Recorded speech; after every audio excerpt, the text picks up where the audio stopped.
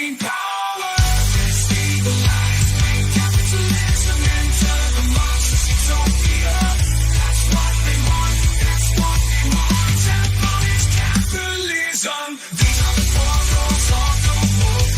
Related action, words ain't gold. But pushing the claim and Marxist dreams. The dance of power, the scheme and scheme. In every move, the agenda leads. Remember, nothing is ever as it seems. So, it's true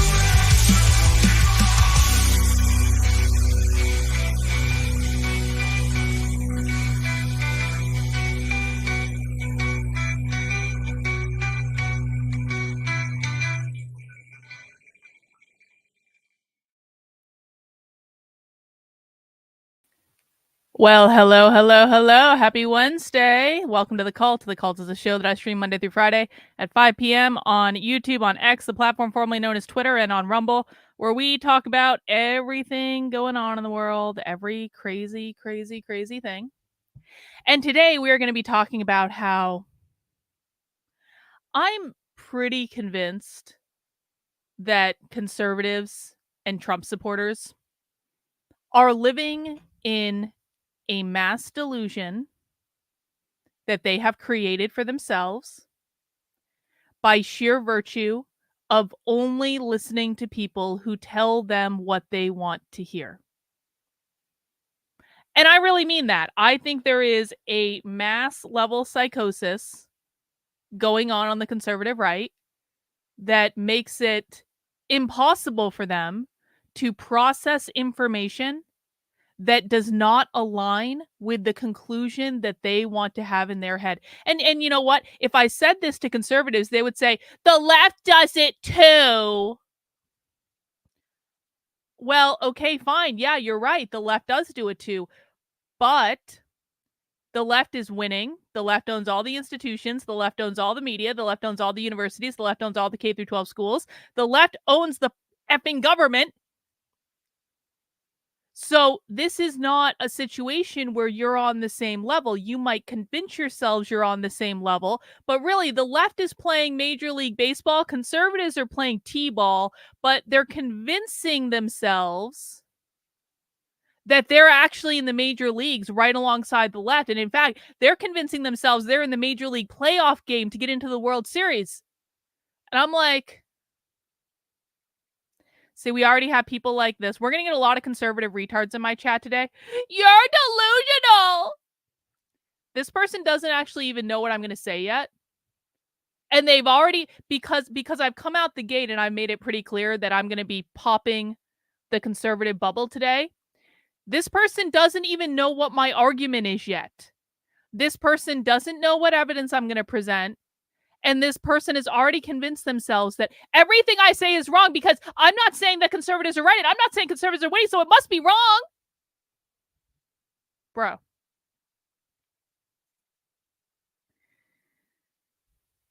And it's actually really disturbing for me to watch this, to be quite frank, because, a little over 4 years ago, I went viral on the internet for writing an essay that said that Democrats didn't understand Trump voters and Trump supporters, and they didn't understand the momentum that Trump had. And that was before the pandemic. And then a lot changed after the pandemic. But when I wrote it, it was absolutely true.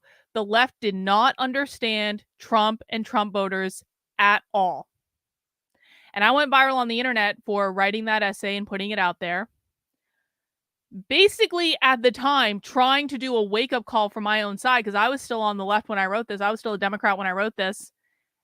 And what ended up happening in the intervening 4 years is the right has turned into exactly what I saw in the Democratic Party back in early 2020, except they do it so much worse than the left does. They do it worse. They play the game worse. See, this is the type of conservative bullshit we're gonna see today. All you have to do is watch mainstream media. You're parroting their propaganda. Bro, I don't watch mainstream media. I don't watch mainstream media at all. See, this is conservative cope. This is what it's like, guys.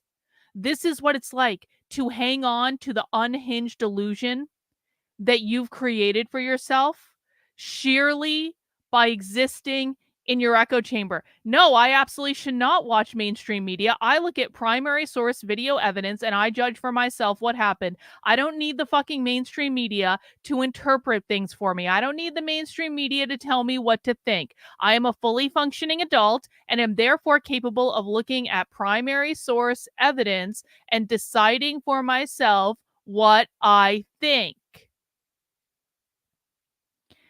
And so we're going to do something today that I never, ever, ever thought I would do on this channel. And I'm sorry. I'm sorry. I'm sorry. I'm sorry that I'm about to put you all through this exercise. I'm sorry. But the conservative delusion has just gotten so bad that I don't know any other way to handle this other than to watch the full Kamala Harris campaign event from last night. Well, no, we're going to watch a song. See, again, this is conservative delusion. This is conservative delusion. Because conservatives have convinced themselves that because I don't know who this person or this group is. I don't listen to that type of music. All right. I don't listen to hip hop or whatever the hell this is. I don't like it. I don't think it's good. So I have no idea who or what Megan Thee Stallion is. I have no effing clue. But what I do know is that conservatives are running all over Twitter saying the only reason that Kamala Harris packed that arena is because everyone was there for a free concert and that was all they wanted. And everyone just left after the concert and that's all they wanted. And I'm like, I don't actually think that's what happened. I don't think that's what happened. So the contention is, and I just want to show you guys, even when I posted this on Twitter earlier today, even when I posted that we were going to be watching this, it wasn't Kamala who packed the arena. It was the concert. I heard that there were a lot of people who left after the concert. And I posted this on Twitter last night because like even in this video for me, even in this video that I watched like one clip of, it was pretty obvious to me that Kamala Harris packed an entire arena full of people on a Tuesday evening.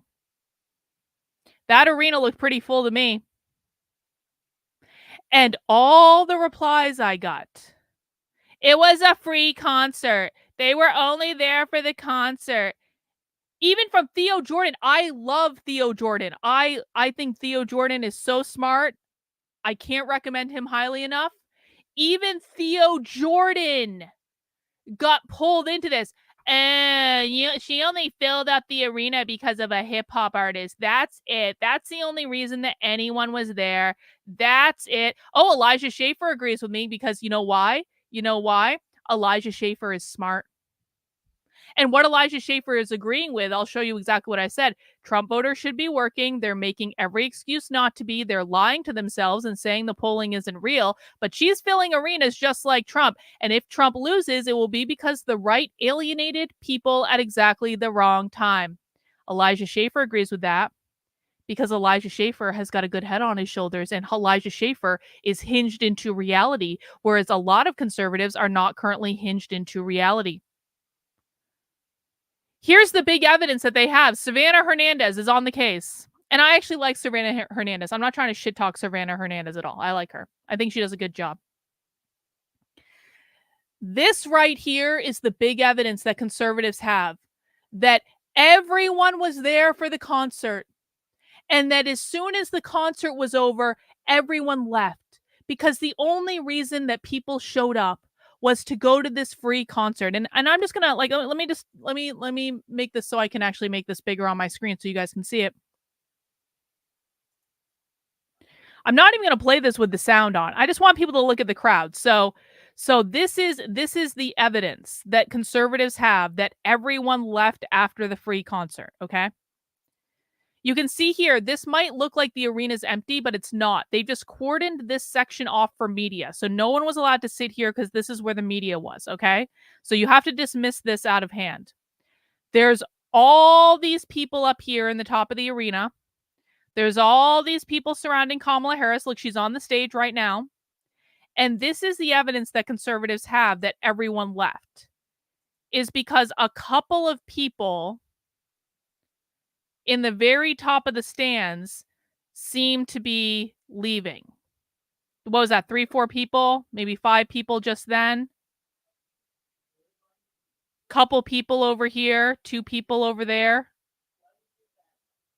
Okay, so the big evidence that conservatives have that no one at this rally was there to see Kamala Harris. They were all just there for the quote unquote free concert, is that a dozen people left after Kamala Harris started speaking. Now, I've been to a concert or two in my day. I've also been to a Trump rally or two. I've been to multiple Trump rallies. Has anyone here ever been to a Trump rally or any other like big political event? I also went to big political events for the Democrats when I was in the Democratic Party. I went to a bunch of them actually in 2016. Not 2016. 2020. Yeah, whenever I red pilled 2020, 2019, when they were doing the New Hampshire primary stuff, I went to a bunch of them then. Here's what I know. At every major political event that I've ever been to, there will be people that, while the candidate is speaking, they get up and they leave the arena. They might be going to the bathroom. They might be going to get food or a drink. They might legitimately be leaving too. But I've been to enough Trump rallies to know that even at Trump rallies with Trump supporters, there were people in the arena getting up and leaving the arena, and maybe they came back and maybe they didn't. But when you're at an event like this, there are any number of reasons why people might, maybe there was a screaming child, maybe they had to take a phone call, maybe like any number of things. And so the great evidence that no one was here for Kamala Harris is that a couple of people got up and left the arena. That doesn't make sense to me at all. But that's all I'm hearing all over Twitter and stuff like this. I want to see Kamala Harris. Oh, you guys can't see this. Hang on. Let me bring it back up. Here's the other conservative cope. I'd like to see a Kamala Harris rally with no celebrity appearances. Motherfuckers, you literally nominated a celebrity for president. This right here is the dumbest current conservative cope talking point. This right here is the stupidest talking point I've ever heard in my life. For 3 straight presidential elections, conservatives have literally nominated a celebrity as their candidate for president. And you're going to say, Kamala Harris can't pack a Trump rally unless she has a celebrity.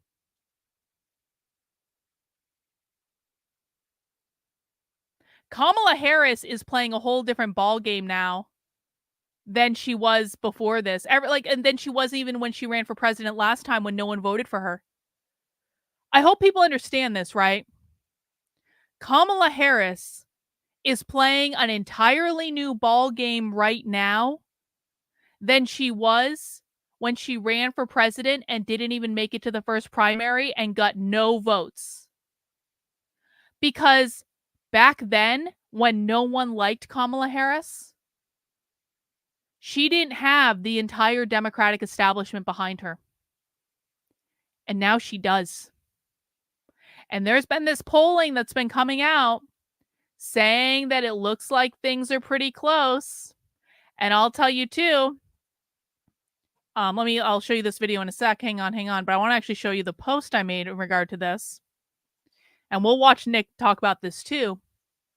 But I sent Nick Fuentes a super chat last week, I think last Thursday, because I started hearing from people. I started hearing from this guy I know, and some people know this story, but just in case you're new here, I started hearing from this guy that I really, really trust.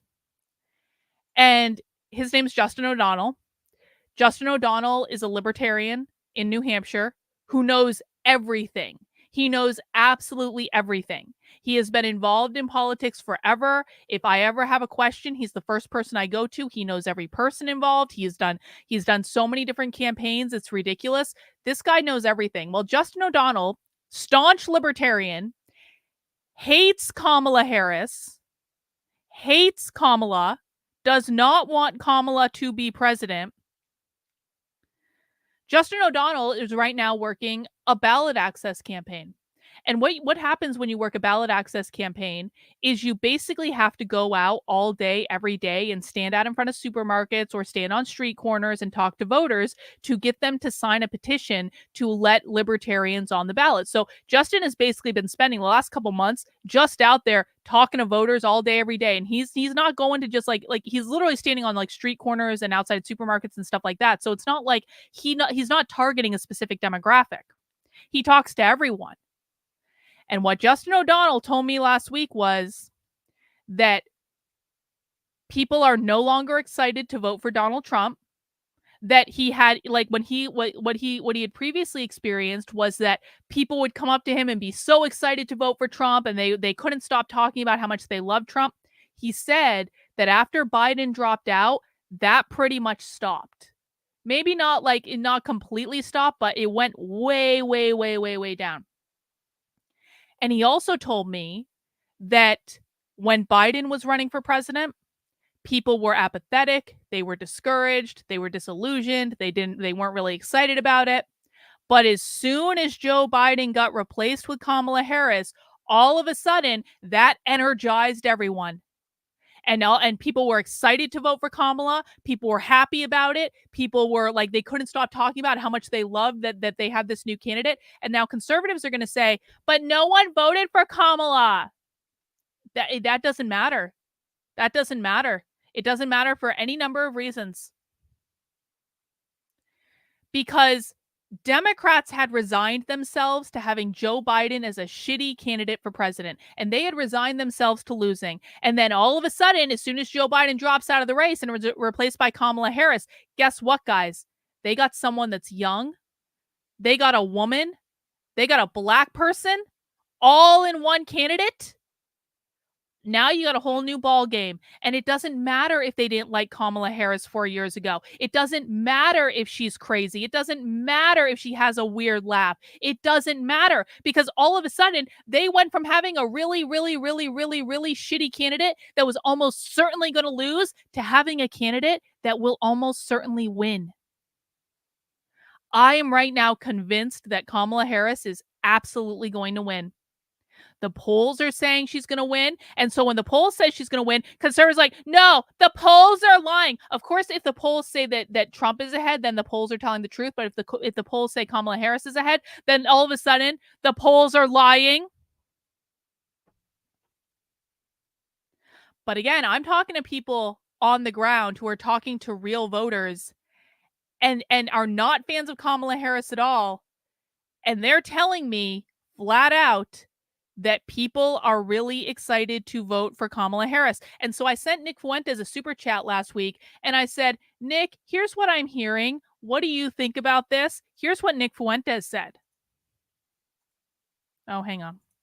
Hang on. Got to turn up the volume on this one. Hang on. Redo.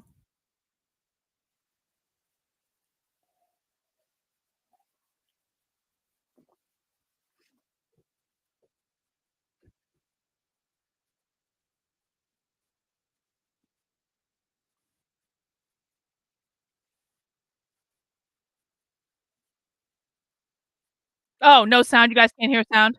Shit. Sorry. My bad. My bad. My bad. My bad. My bad. My bad. My bad. My bad. I'll hook up the sound. Hang on. Take two. Take two. Carlin B sent $25. We need better memes. Good tie tonight. I'm hearing from activists working ballot access campaigns who are talking to a lot of voters that excitement for Trump is fading fast and voters went from apathy and dissatisfaction with Biden to excitement for Kamala overnight, and the polling support for her is real.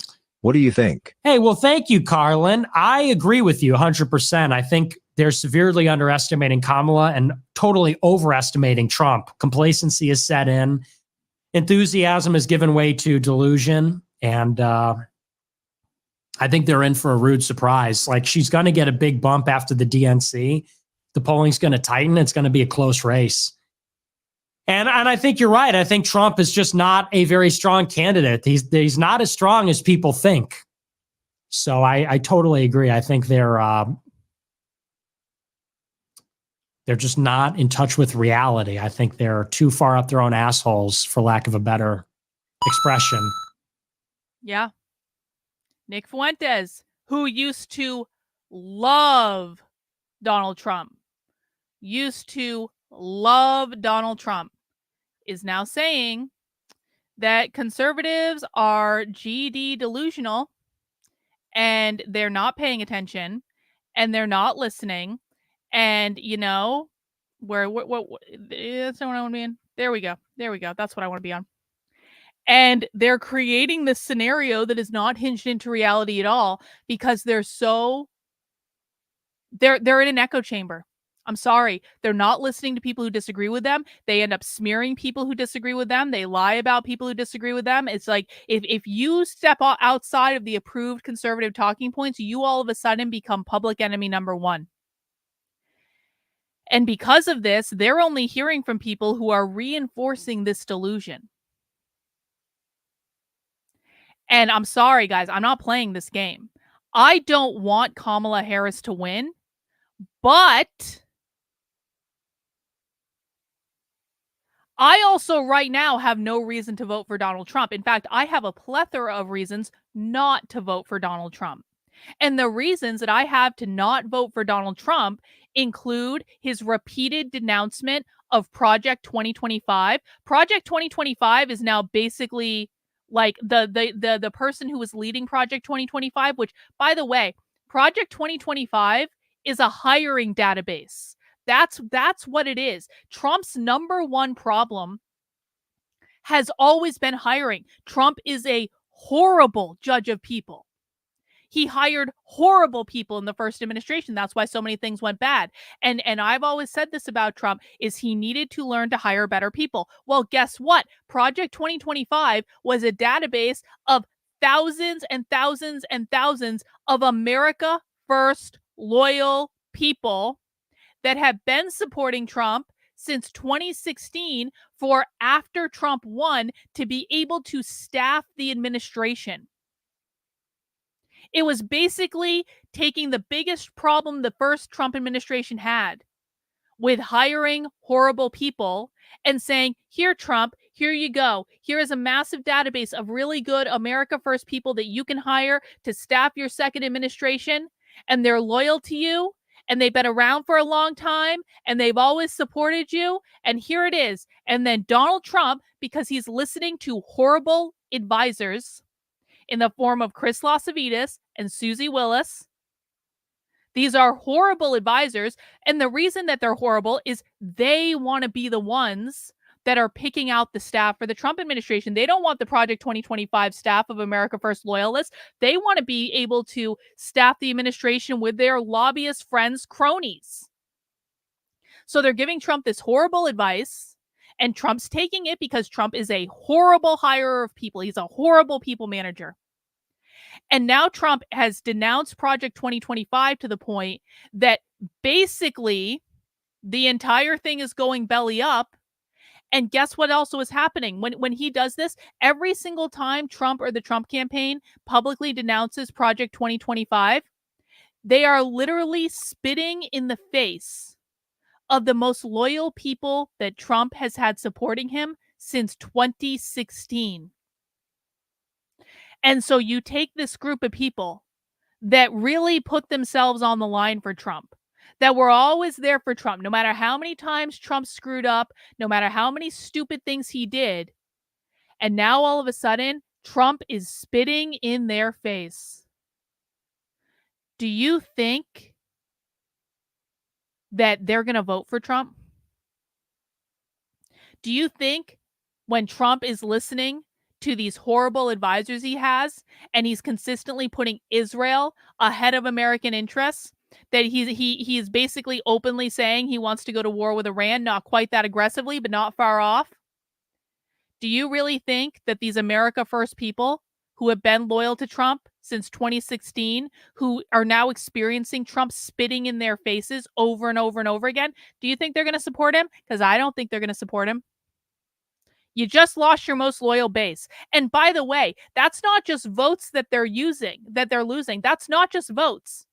These are people who could have volunteered for the campaign all over the country in the last 100 days up until the election. These are people who were organizing. These were people who were door knocking. These were people who could have driven people to the polls. These were Trump's most excited supporters. And now they've been spat at in the face over and over and over and over and over and over and over again because Trump makes horrible decisions. I'm not even going to go into the stuff with Trump basically daring Israel to assassinate him to elicit a war with Iran. Because that's a whole other fresh hell, and it kind of seems as though Israel has now assassinated the leader of Hamas in Iran, and so now Iran is going to bomb Israel, and so we're going to get that war one way or the other. We are going to war with Iran. Congratulations, everyone. And it's not going to be Israeli citizens that take the brunt of this. It's going to be American citizens. Everyone realizes that, right? Trump won't denounce that. In fact, it kind of seems like Trump wants to go to war with Iran. So there are a lot of people right now that were completely on board with supporting Trump just a couple weeks ago. Like literally, after Trump got shot in the face, I said, okay, man, I wasn't going to vote for Trump because he hasn't given me any reason to vote for him, but Trump got shot in the face. And it's a symbol against the establishment that obviously and clearly tried to assassinate him, because there's no way in hell it was a lone 20-year-old with an AR-15 on top of a roof. Everyone understands that, right? We're all smarter than that. So I said my vote is Trump's to lose. And he literally lost it like 3 effing days later. Like the RNC was an absolute disaster. And I watched the entire RNC from beginning to end. It was a disaster. It was all about sucking up to moderates and liberals saying, we're not that bad. We're not racist. We're not that bad. We're not these mean racists that they've always said we were. We're not that bad. Guess what? I don't want Trump kissing up to liberals. I don't want Trump to be moderate. I want Trump to come out and crush the left and not feel bad about it at all. But no, that's not what we got. We got moderate, classical liberal Trump that, again, completely spitting in the face of the base that supported him for a long ass time in favor of, we're definitely not racist, guys. I promise we're not racist. All those times you called us racist, can you just admit you were wrong? Trump is more interested in acceptance from the media than he is in actually winning. But I'm going to tell you this too, and I talked about this before. Trump got shot. And I took rounds and rounds and rounds and rounds and rounds of hell from Trump supporters. I want to take everyone back a couple of months. Does everyone remember when Trump spoke at the Libertarian National Convention? Which, by the way, was so stupid. Like, the Libertarian Party is about to go bankrupt because of this, by the way. The Libertarian Party literally lost hundreds of thousands of dollars hosting a Trump convention, hosting a Trump rally at their own national convention. True story. But in that Trump rally at the Libertarian National Convention, which, by the way, Trump has pandered to libertarians more than he's pandered to his America First base. I hope everyone realizes that. But in that speech, Trump made an offhand remark in that speech. He said, you're not going to vote for me, libertarians? Well, then enjoy your 3%. And then all over Twitter, all of the influencers and all of the MAGA-tard conservatives were saying to every fucking libertarian, enjoy your 3%. You're not even going to get 3%. Enjoy losing. Now, listen, man, I've been a libertarian for long enough to know that as a libertarian, you never actually expect to win an election. That's not actually the point of running. You never expect to win. My dog is now, even my dog's upset. Even my dog is upset at the state of the Trump campaign. Anyway, so I got all this shit from people. Enjoy your 3%. And I tried to tell them, I was like, well, you're going to be missing that 3% pretty soon. And they didn't listen, of course, because all Trump supporters know how to do is insult people and call people names and dunk on the libs, bro. And let's post memes and dunk on the libs. That is their entire priority. It would be very nice if my husband shut my dog up, by the way. Oh, no, looks like she's done. Anyway, so some polling information came out yesterday. I also want to show people this. This is polling information from the major swing states.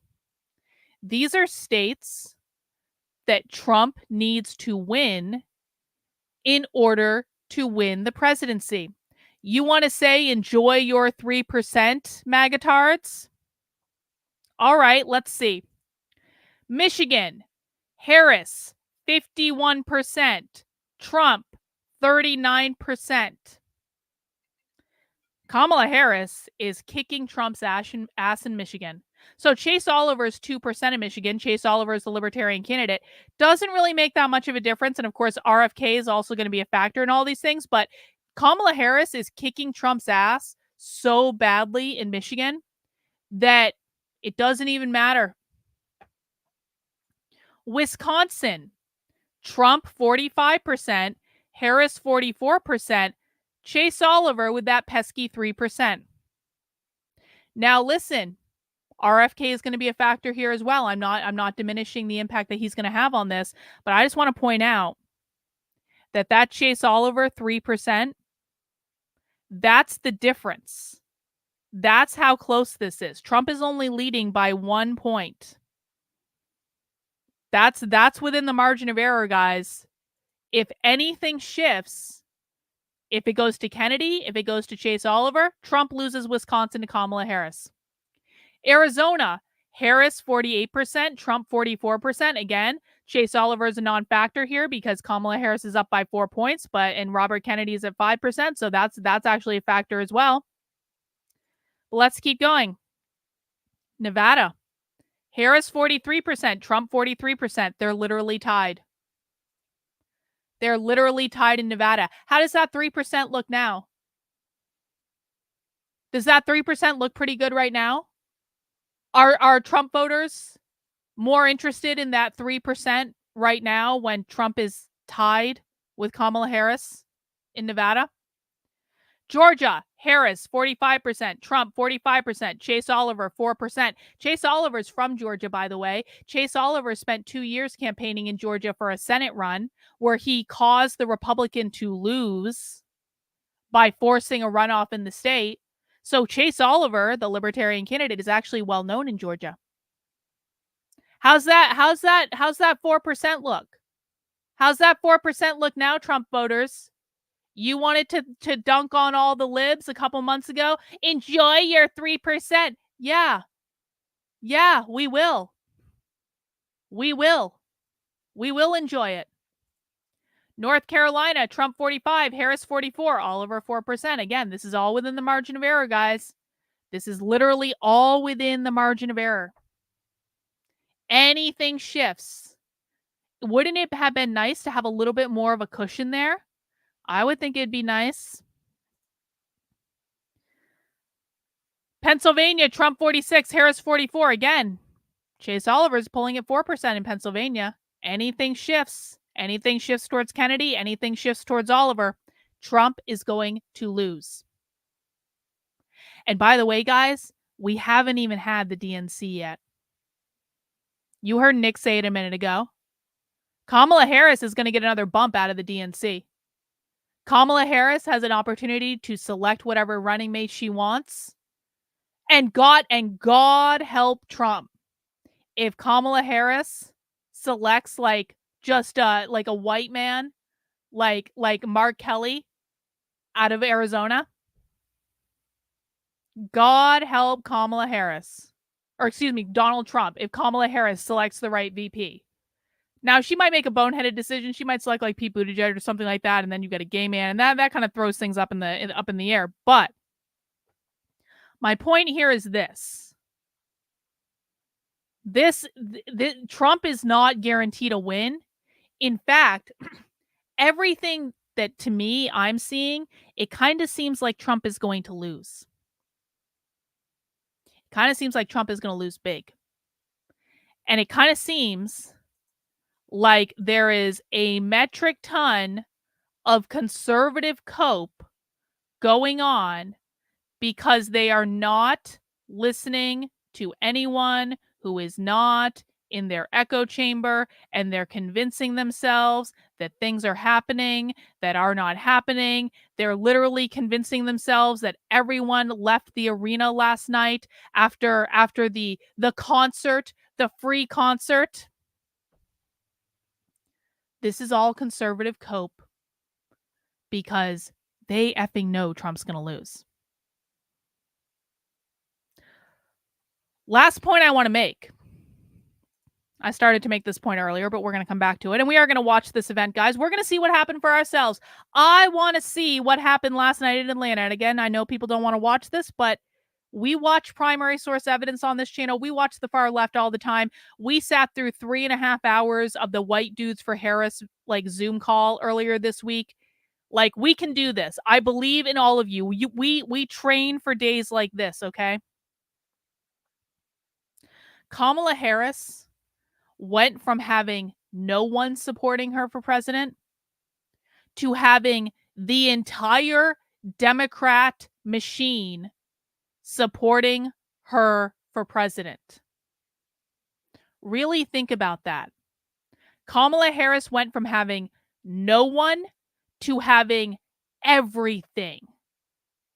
Every media outlet that's ever shilled for the Democrats are now going to be writing these glowing puff pieces on Kamala Harris and whatever recipes she likes and all this stuff and her fashion choices and all this stuff. They are going to be trotting out the celebrities, and you can complain all you want and say, Kamala can't fill an arena without a celebrity. But the fact of the matter is, there are way more celebrities that support Kamala Harris than support Donald Trump. Like, Trump trotted out Hulk Hogan at the RNC, and it was awesome. The Democrats have their choice of any celebrities they want, up to and including Taylor Swift and Beyonce. And they're going to trot them all out. And they're going to bring their people with them. And you might not like this, but people who are going to make the decision who to vote for based on a celebrity, their vote still counts just as much as yours does. Their vote is not diminished in any way just because you don't agree with the reason that they're voting for that person. It still counts. Kamala Harris now has the best media trainers ever. They're going to polish her up. They're going to help her get rid of the stupid laugh. They're going to write all her scripts for her. Kamala Harris isn't coming up with any of this on her own right now. She is being told what to say, how to say it. She's going to get a whole new fucking wardrobe. They're going to spruce everything up, and she is the puppet that they are going to prop up, and they're going to shine her up just like a nice shiny little new penny. And they're going to make her look good for everyone. The entire machine is now supporting her. Everyone has forgotten that no one voted for her in 2020. They're just all really excited that now they have a young Black woman as their nominee for president compared to Trump, who is almost 80 years old, who is Trump, so he's naturally divisive. And if you've got like independents and people who may have been like less than excited about Joe Biden. And then all of a sudden you're like, no, you don't have to vote for Joe Biden. You don't have to be excited about Joe Biden. Here is a black woman. We're giving you a black woman, okay? And they're going to go, yeah, I'm way more excited about Kamala Harris than I am Donald Trump. People need to start hinging back in to reality. And if Trump voters don't want to see Kamala Harris as president, then maybe they need to start adjusting their behavior. And maybe they need to start adjusting their tactics. And Trump himself needs to start adjusting his behavior and adjusting his tactics. And Trump needs to stop listening to the horrible advisors who have put him in this position in the first place. And I don't have any pull over anything. I don't have any influence over anything, but God damn, why aren't more people saying that Trump needs to fire his campaign manager, because his campaign manager is sinking the Trump campaign even faster than Ron DeSantis's campaign sunk in the primary?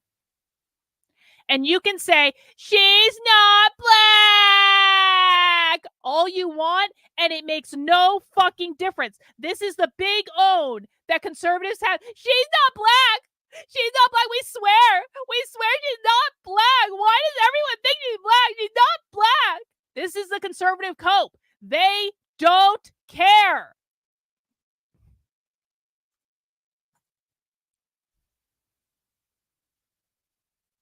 This is all conservatives know how to do, is dunk on the libs.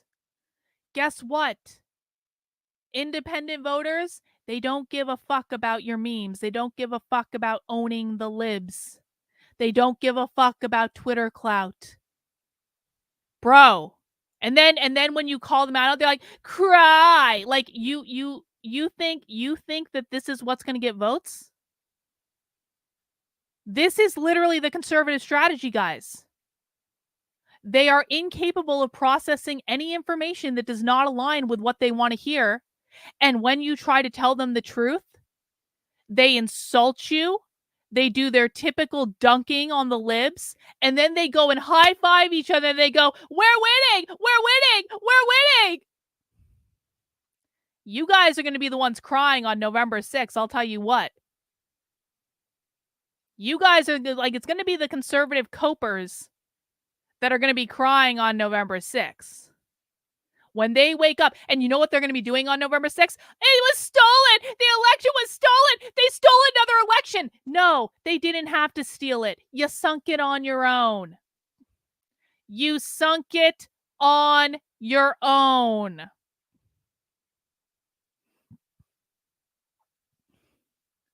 So we are going to be watching this today, guys, and we're going to see what happened. And we're going to see how many people in the crowd really left after the concert. And we're going to listen to Kamala speak. And we're going to see how much the DNC machine has polished Kamala Harris up just like a nice little shiny penny. And we're going to see what's what. Because you may, and conservative, by the way, conservatives always lie when you call them on their bullshit. Every single time they come into the chat, they only shill conservative talking points. And then when you go, yeah, you're a conservative cope artist, they go, huh, joke's on you. I'm not even a conservative. Bro, I know your script. I've been dealing with your script for over 4 years. I know your fucking NPC script. So that's what we're going to do. Now, before we get into that, I do have some super chats that have come in that I want to make sure we highlight. So conservatives are lulling themselves into a false sense of security. So if and when they lose, they'll scream fraud and simp for someone worse in 2028. No, if they lose, they're going to simp for Trump again in 2028, even though he's going to be like 84 years old. They're going to be like, we can do it this time, guys. This time will be different. We swear. It'll be different this time. A real Trump campaign has never been tried. See, even my dog's upset again. Even the dog is upset. Nuritu, this morning I watched your full stream from last night. If I experienced what Jennifer did, I'd be running around chanting the power of Christ compels you. The power of Christ compels you. Yeah, we talked about possessions and demons last night on Disenrage. It was a great episode. I appreciate the super chat. Fast Donnie says, did we forget that Senator Harris is multi-ethnic, part Indian, part Jamaican, and not black? I hope that you remind yourself of that on November 6th when Kamala Harris has been declared the next president of the United States. I hope that every conservative who uses this talking point gives themselves, like, looks in the mirror on November 6th when they've lost again and they say, you know what? At least Kamala Harris isn't black. I don't know how we possibly lost. Didn't they know that Kamala Harris wasn't really black? I'll look forward to hearing from you on November 6th, bro. Naruto, not sure if you saw my DN, but Destination Truth was a show where people were searching for mythological creatures. Thanks for that, Naruto. I do appreciate it. Shayna, what about how so many conservatives don't get why Vance was a bad pick? The childless cat ladies struck a nerve that they still don't get. Oh, God, that's like a... Shayna, don't make me rant for another hour. I will rant about how horrible J.D. Vance's first interview after getting selected for vice president. He was talking about how we need to bomb Iran with the big bombs, not the little bombs. It's like, bro. Leftists don't care about Harris's heritage. I'll give you that, Dr. Carlin, but facts are still facts. And again, Fast Donnie, I just hope that you look yourself in the mirror a good long time on November 6th after she's elected president, because all you did to prevent her from being elected president was, and listen, bro, I appreciate the money, but like literally your contribution here is that you told people that Kamala Harris isn't really black. Maybe the conservative strategy of saying, did you know that Kamala Harris really isn't black? Maybe that will win the election for you. Maybe that'll work out. I tend to think it's not going to work out, but you can come back and give me more money after the election, and we'll just see.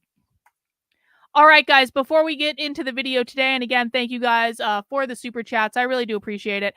I just want to remind people of a couple things. Number one, please do make sure you head over to my Substack and subscribe, because this is where I break down the far left for you guys, because I'll tell you what, your conservative influencers know even less about the far left than they know about winning elections. And some people might have seen that there were a lot of conservatives who were complaining about the communists marching in Philadelphia this past weekend. They couldn't even name the name of the group that was marching. It was the Revolutionary Communists of America. We know it's the Revolutionary Communists of America because we've been tracking them for a while now. And so I put together a 5 things you need to know about the Revolutionary Communists of America. One of those things is they are not funded by George Soros. They are completely 100% self-funded by dues, donations, event ticket sales, and book sales, like pretty much every far left group in the country. But if you want to know who those communists were and you want to get a little introduction to them, you can head over to the Substack right now and get that introduction. This is not information that you will get anywhere else because no conservative influencer has actually bothered to cover it. And while you're there, you can get the 5 tidbits you need to know about them, but you can also get links to my previous coverage of them, including the clip we have of them talking about overthrowing the federal government, including the time that we infiltrated their private recruiting call, and I have the whole thing recorded. I literally went inside their recruiting call and got their entire playbook and got their talking points about how they recruit people to their new communist party. You can find the recording where I spoke to one of the revolutionary communists from that group. You can also find this recording. This is fun. This is when 2 members of the Revolutionary Communists of America actually came onto my YouTube channel to talk to me. You can find clips of that. All that stuff is over on the Substack. And if you appreciate the work I'm doing, I hope you will consider supporting it for $8 a month, $80 a year over on the Substack, because I am 100% funded by you guys. My only responsibility is to show you what's going on and to tell you the truth. And that you can fund the work I'm doing by becoming a member on the Substack. And I really do appreciate it. And what I tend to encounter most of the time is debunking conservative retards like this. What? There was 20 of them? No. No, bro. No, there weren't 20 of them. There were hundreds of them. Literally hundreds. Literally hundreds. But, you know, conservatives know everything, right? Dragon Balls, Chuck Schumer said that Trump has about 10 days to reconsider the Vance pick with the Senate ballot access deadlines. Do you think he will? I don't know, man. I don't know how to read tarot cards on that big picture stuff like Joshua does. So I unfortunately won't be able to answer that question. And Joshua's no longer doing this with me because he had other stuff to do. So I don't think he can do it either. But I don't know. Maybe that's a question. Actually, go over to Joshua's YouTube channel and send him a super chat and ask him. Maybe he'll do it live if he does a live stream or something like that. And so, yeah, I don't think that Trump is going to reconsider, though. I don't think he is. I think that he's locked in on Vance, and I think that that's the way it goes. Guys, one more way you can support the work I'm doing is by heading over to the Unwoke art store, and this is the last day to get the Clockwork Orange Notice collection at 25% off. This is a design I made right after I started like red pilling on the JQ. And I basically felt like I was in the Clockwork Orange in that scene where the guy where Malcolm McDowell has that contraption holding his eyes open and they're just showing him all this crazy stuff and he couldn't close his eyes. That's how I felt when I was red pilling on the JQ. And so I channeled that energy into this design, and it's got Notice at the top in the same font that they use on the Clockwork Orange movie poster, and it looks really cool. And you can get it in a whole bunch of colors. You can get it in navy, you can get it in orange, you can get it in a more light color, you can get it in purple, whatever you want. There's hoodies, there's t-shirts, there's even an orange tumbler. All that is available on the Unwoke Art Store for one more day only. Also, the July edition of the special Plague Doctor shirt will be going out of the store tomorrow because we will have a new Plague Doctor tomorrow. So if you want those things in the store, pick them up now. That is unwokeart.com. You can find the link in the description below. And now let's get to it, guys, because, well, I'm a little bit of a, what is the one? I'm a little bit of a masochist, I think. I like inflicting pain on myself, just to see how much pain I can take on any given day. Who's ready for some pain? Who is ready to watch the Kamala Harris rally from last night to see if it's really true what all the conservatives say, that it was just a concert and that everyone left the concert and that no one stayed around for Kamala Harris's speech? Is everyone ready for the pain? Get that super chat progress bar up. All right. All right. Remember, we train for this. Let's get this party started.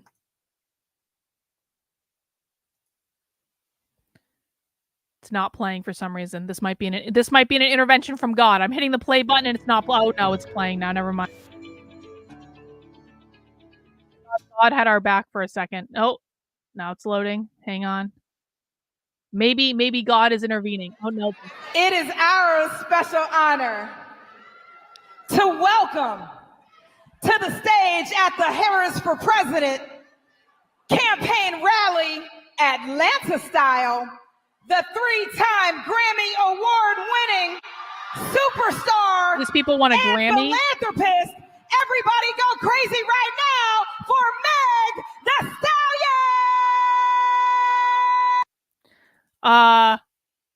So we need to do another whatever podcast. No, Trendlin. No. I'm not doing another whatever podcast. Never again. I appreciate the money though. Thank you. I appreciate it. Oh, I can't believe I have to listen to this music. All right, fine.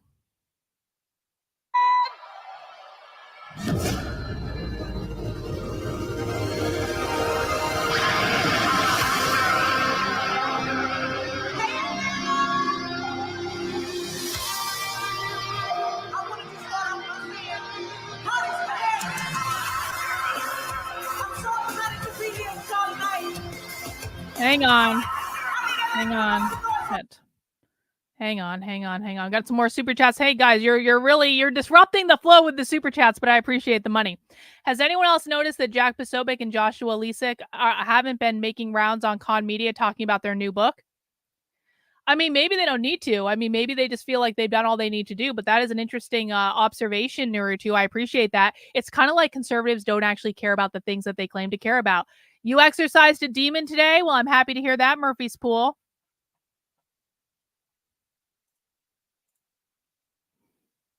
Play. Right now. Forget being good, I'm a pain. I'm sick of trying to tell me how to live. Play, hating to my pictures on the gram. You better hope I never run the caution.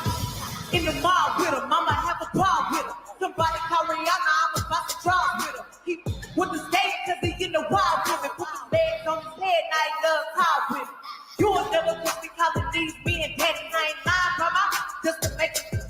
Thanks, Spot. Lifestyle winner, tank fitter. It never happened if the wasn't happened. I'm a hot girl. Hey, I thank do hot. Finish come on my outfit. Don't take quick, 'cause I ain't So thirsty. what I'm looking at right now, guys, I'm not so much looking at the whatever this is. I'm looking at the crowd, and I'm looking how the crowd's responding, because remember, we were told by conservatives that the only reason that most of the people in this crowd were even there was the free concert that they got. And so you would think, and again, I've been to my fair share of concerts with bands that I really liked. Like, you would think that if the only reason the crowd was there was for the free concert, that they would be really excited about it. They'd be really into it. They wouldn't be on their phones texting. They'd be dancing. They'd be singing along. That's what I'm looking for. Are they doing that, or are they not doing that? These dudes mad. They wanna hurt me. I'm a hot girl, hot too hot. Finish come on my outfit. Don't take quick, 'cause I ain't thirsty. These dudes mad. They wanna hurt me. I'm too hot. Let me see the hands, Atlanta. Don't take quick, 'cause I ain't thirsty.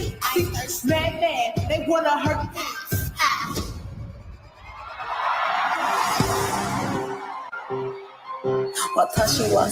Now it wouldn't be me if I ain't let y'all know I was a star. Hey, I get money, I'm a star.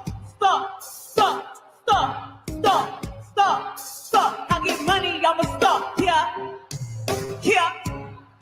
Hey. お金稼ぐ俺らはスター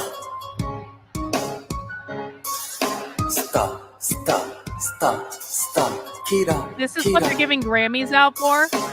He know who I am, ain't have to say my name. Stack it up like Tetris, but this money ain't a game. Wasashi kawaii, eat halada. Drinking out the bottle, getting twisted marijuana. Being exotic herb, man, this a crop. Watch too expensive, ain't no way I'm getting caught. So many carats, diamonds through the running hop. And the Jewish for Japan. If he need me, he gone. I got yen for your friends. If they pretty, go and tell me, Madam Boo, pouring sake in they mouth. Hey.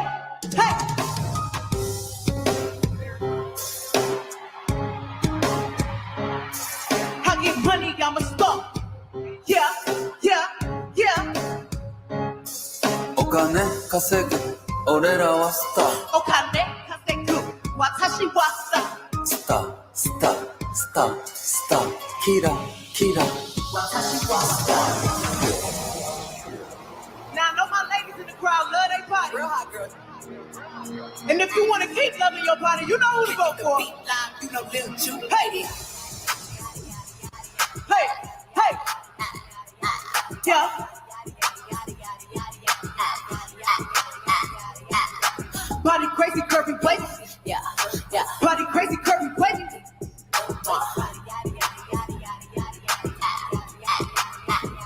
Look at how. Do you guys see anyone dancing? Maybe this girl right here is dancing. Bunch of people on their phones filming the whole thing. Bunch of white people just standing there holding signs like this, not really doing much of anything. This to me is, I'm sorry. Like, again, maybe people just don't, maybe this is what people do at concerts now. But I've even been to concerts recently, and like they don't just stand there with their phones going like this. They dance, they sing along, they get really excited about what they're watching. Again, if the only reason that they were there is for the free concert, then I'm expecting very different energy from the crowd than what I'm seeing. Body that ate it up and gave it back. They look good, but they still wanna know. See me in that dress and he felt like he almost tasted that. Num, eat it up. Okay, 3, 2, 1. You know I'm the hottest, you ain't never got it. I'm present when I'm. What we talking about over here, y'all? Hey, if you love your body, let me hear you make some noise. And if you want to keep loving your body, ladies, let me hear you make some noise. They're wearing Kamala t-shirts. They're wearing Black Lives Matter t-shirts. Yeah, yeah.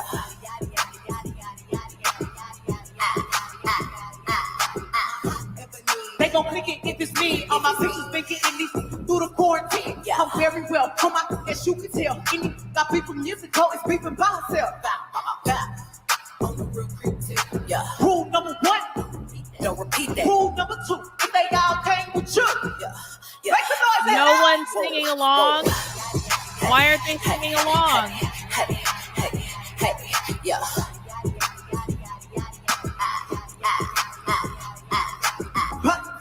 Yeah, yeah, whoa. Big whoa, wait. Hey, hey, hey. I need everybody in the crowd to make some noise for Miss Harris. First time they screamed the entire time.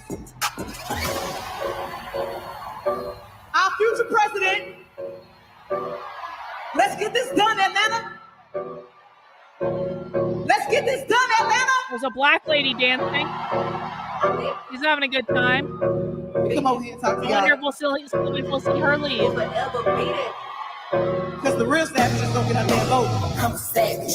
Better too nasty. Talk big, but my bank account magic. Good, but I'm classy. Rich, but I'm ratchet. Haters kept my name in their mouth, now they gay. There's a white lady dancing. It's a movie. I told that bro, we gotta keep it only me the room. I let the block and now it's hot. I'm too cheap, and I'm rude. I'm a savage, yeah. Classy, bougie, ratchet, sassy, moody, nasty, yeah. Hacking, stupid, what's happening? What's happening? I'm a savage, yeah. Classy, bougie, ratchet, yeah. Sassy, moody, nasty, yeah. Hacking, stupid, what's happening? What's happening? Like Beyonce, like me. We wanna like this begging with the knees. I told you. Jeans. Even people couldn't do it like me. Ooh, I get them, I clean the floors to the strip. Ooh, I keep a gun, I keep a watch, I keep it whip. Ooh, and play the games, I'm a step, I'm still it. Hey, still it. Let me. I'm a savage. Classy, bougie, ratchet, sassy, moody, nasty. Yeah. Well, I have to give them credit for being proud of being bougie. That's good. We know they're capitalists. This music sucks, though. Music, I don't mean to sound old, but music today sucks. This sucks. I am hating every second of this.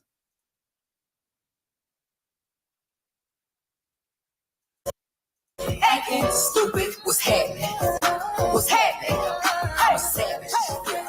Classy, bougie, ratchet, yeah. Sassy, moody, nasty, yeah. Hacking, stupid, what's happening? What's happening? I'm a savage. Vote for me here. I'm so happy to be here, Atlanta. We're about to make history with the first. Well, it didn't come through. I apologize. I don't know what happened. I don't see it. The first black female president. Let's get this done, Hottie. Hottie for Harris. Hotties for Harris. Hotties for Harris. Okay. All right. I guess that was it. Oh, no. Here we go. Okay. So now the concert is over. Hang on. Why isn't this working? Why aren't you working, YouTube? Now the concert is over. And we were told up and down by conservative influencers that no one was there to see Kamala Harris, that everyone left after the free concert. The only reason any of these people were here was for the free concert, and that is now over. So I'm sure we're going to see everyone in the building streaming out at any moment. They've all got better things to do. They don't really want to listen to Kamala Harris. They just came for the music, and now that's done. Lasted 10 whole minutes. That epic free concert. Let's watch what happens now.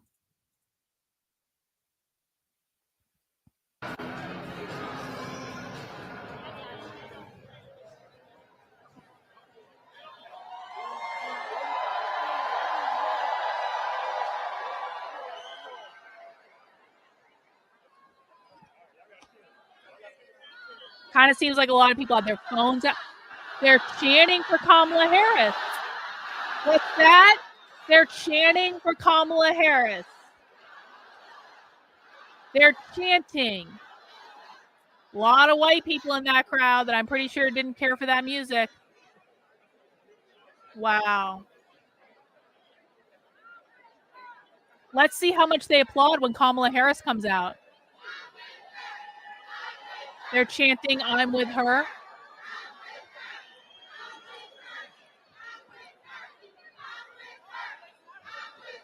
Yep, there was more cheering for Kamala before she's even out than there was for the concert. Look at those people waving their signs. Please welcome Quavo. Oh, we got another introduction. Okay.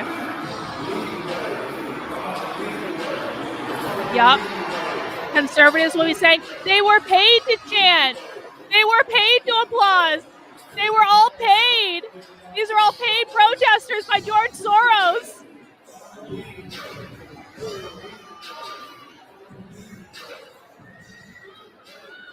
Yes. How y'all doing out there? How y'all doing? If y'all don't know me, I go by the name of Quavo. Born and raised in the north side of Atlanta, home of the Migos.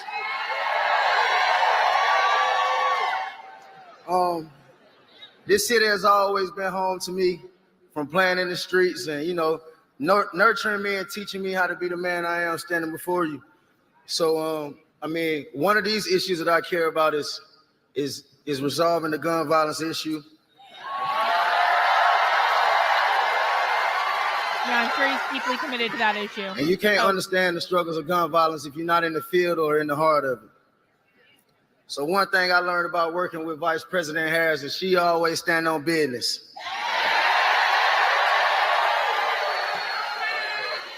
From inviting me, what's up, mama?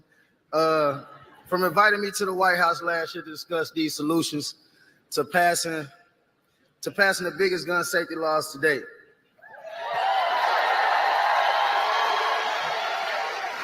So it's only right in the birthplace of the culture. It's also the same place to launch the first African-American woman to run for president. No, they were just there for a concert. Yeah, we changing the culture again. Yo! So if you never voted before, make sure you get out and vote right now, because it's the real one. And in the words of my brother Takeoff, let me get a Kamala. I'm going to hand it over to Tyler the Green. Let him talk about his vote and introduce the next president of the United States of America. Yes, sir.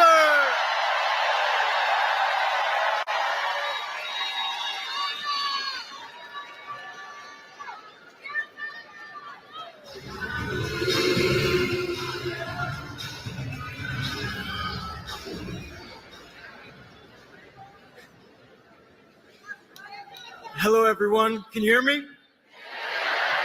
All right. My name is Tyler Green, and I am so honored to be introducing the next President of the United States of America, Vice President Kamala Harris. Yup, no one's excited for her.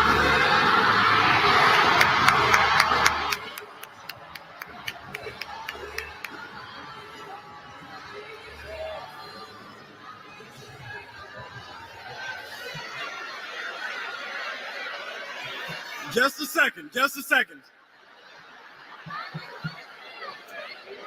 Listen. As a proud Morehouse man,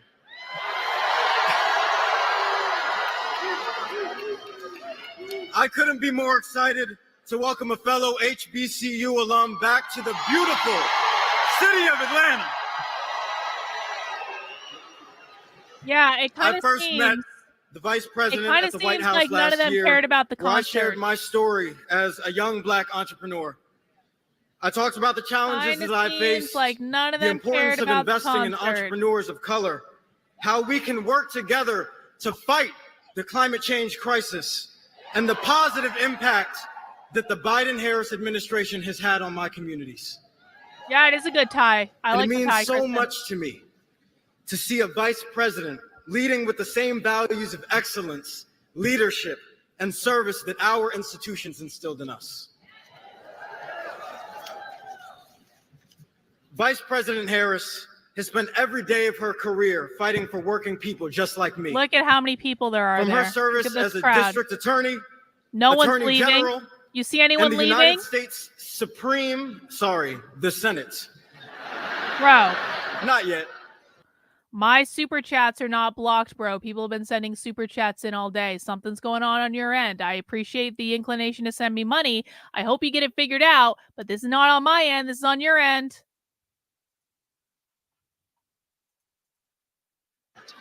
To her leadership as vice president, she has served and spent every day of her career serving and fighting for us, the people. To name just a few of these accomplishments, she's fought for historic investments into HBCUs,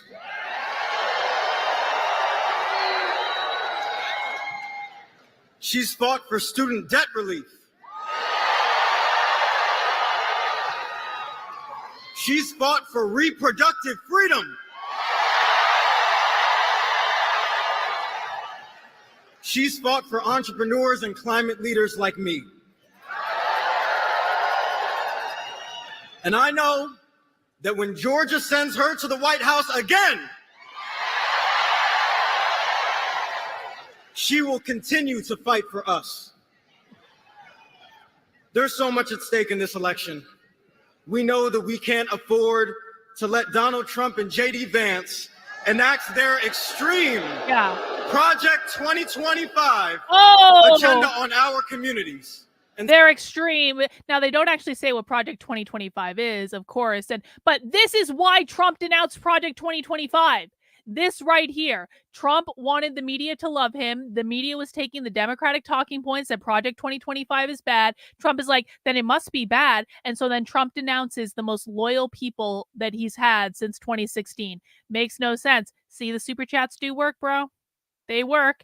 And then we've, of course, got conservative retards saying, again, guys, for all the conservative retards that are just watching this in disbelief because you expected the entire crowd to leave after the concert and you're just preparing yourselves to yell election fraud after you inevitably lose, just remember that you had people telling you that there were a lot of fucking people excited about Kamala Harris and you chose not to listen. But keep on reeing in my chat and making yourself look foolish. It was fraud. They were all paid to be there. They were just there for the concert. They all left after the concert. No one's excited about Harris. It's not real. It's not real.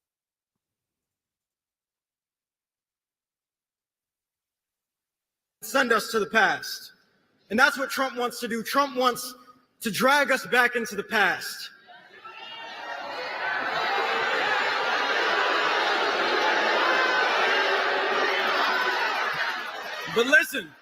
But just listen. We have a champion here with us tonight. And she is going to lead our country into the future.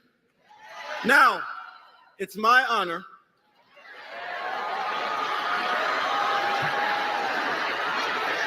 to introduce the next President of the United States, Kamala Harris.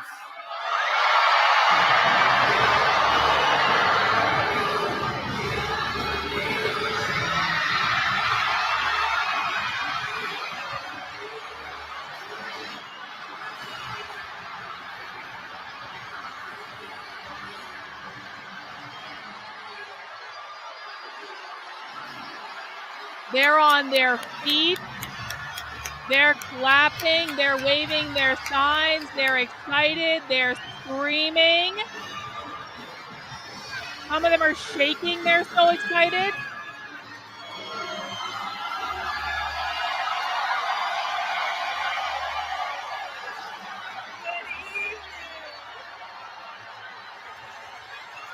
Good evening, Georgia.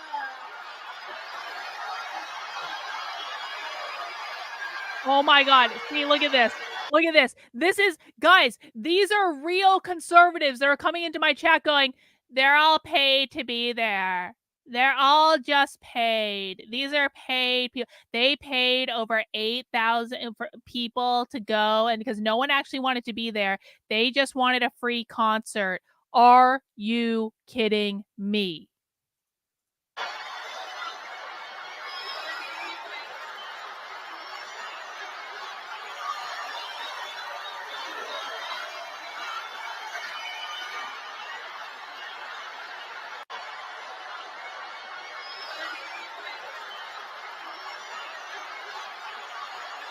Yup. They weren't excited for her at all, guys. Pay no attention. This isn't real. Trust the conservative influencers. They're not lying to you. Thank you.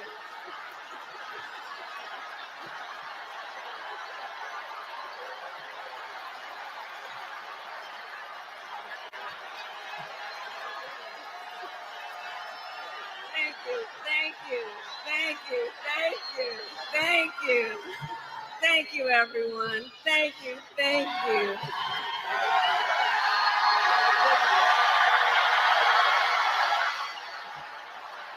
Yup. Just a free concert, guys. Thank you all. Thank you very much. Thank you, everybody. Yup. Oh, it's good to be back in Georgia. Thank you, everyone. Can we please hear it for Tyler?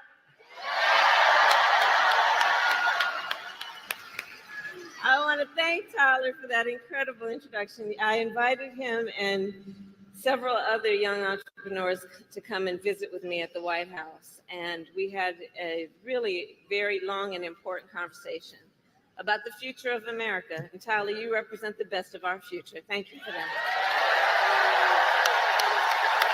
Thank you. And please give it up for Quavo and Megan.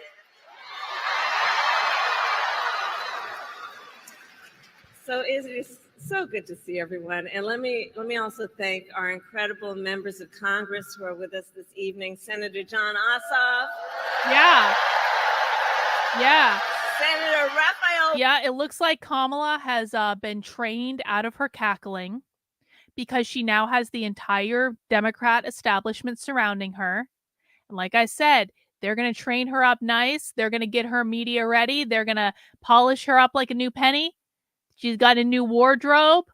She's getting media training. No one gives a flying fuck about the fake Southern accent. In fact, that probably played well in the South. The only people who care about the fake accent are conservatives who are dunking on the libs. That's it. In my opinion, after 2016, Trump's narcissism clearly took over. Now he just wants to be liked by everyone and have power again. I don't know that that's narcissism. If it was narcissism, he wouldn't need to be liked by everyone. Like, if you're a narcissist, you just assume you are liked by everyone. You don't feel the need to be liked by everyone. So I'm not sure that that's it, but I appreciate the super chat, Naruto. All lies. The super ultra base conservative Gen Z voters will save the day. Oh, wait. Conservatives don't know TikTok outside of libs of TikTok. Well, and the super base conservative Gen Z voters no longer want to vote for Trump because they're all following Nick Fuentes, and Nick Fuentes has had it with Trump and he doesn't want to support him. So the Groypers aren't going to support him either. And that's who has the based Gen Z voters is Nick Fuentes. They all think, and again, I have my replies on Twitter full of this stuff. I talk to the Groypers more often than most people do. The Groypers think everything Trump is doing right now is boomer cringe. So they ain't voting for him either. Warnock and Representative Nikema Williams. To Mayor Andre Dickens, thank you for welcoming me back to Atlanta. And thank you to the great Stacey Abrams for your extraordinary leadership. So, Georgia, it is so good to be back. And I am very clear. The path to the White House runs right through this state. And who's going to win it? And you all helped us win in 2020, and we're going to do it again in 2024. Yes, we will. Yeah, that crowd Yes, looked they really will. offended by that accent, guys. The crowd totally hated the fake So let's accent. get Toast. right Yeah. down. So I'm gonna get into some business now. Okay, I'm gonna get into some business now. All right.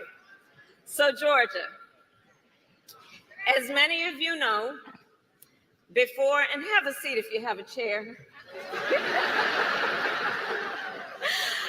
As many of you know, before I was elected vice president and before I was elected a United States senator, I was an elected attorney general and an elected district attorney. And before that, I was a courtroom prosecutor. So in those roles, I took on perpetrators of all kinds.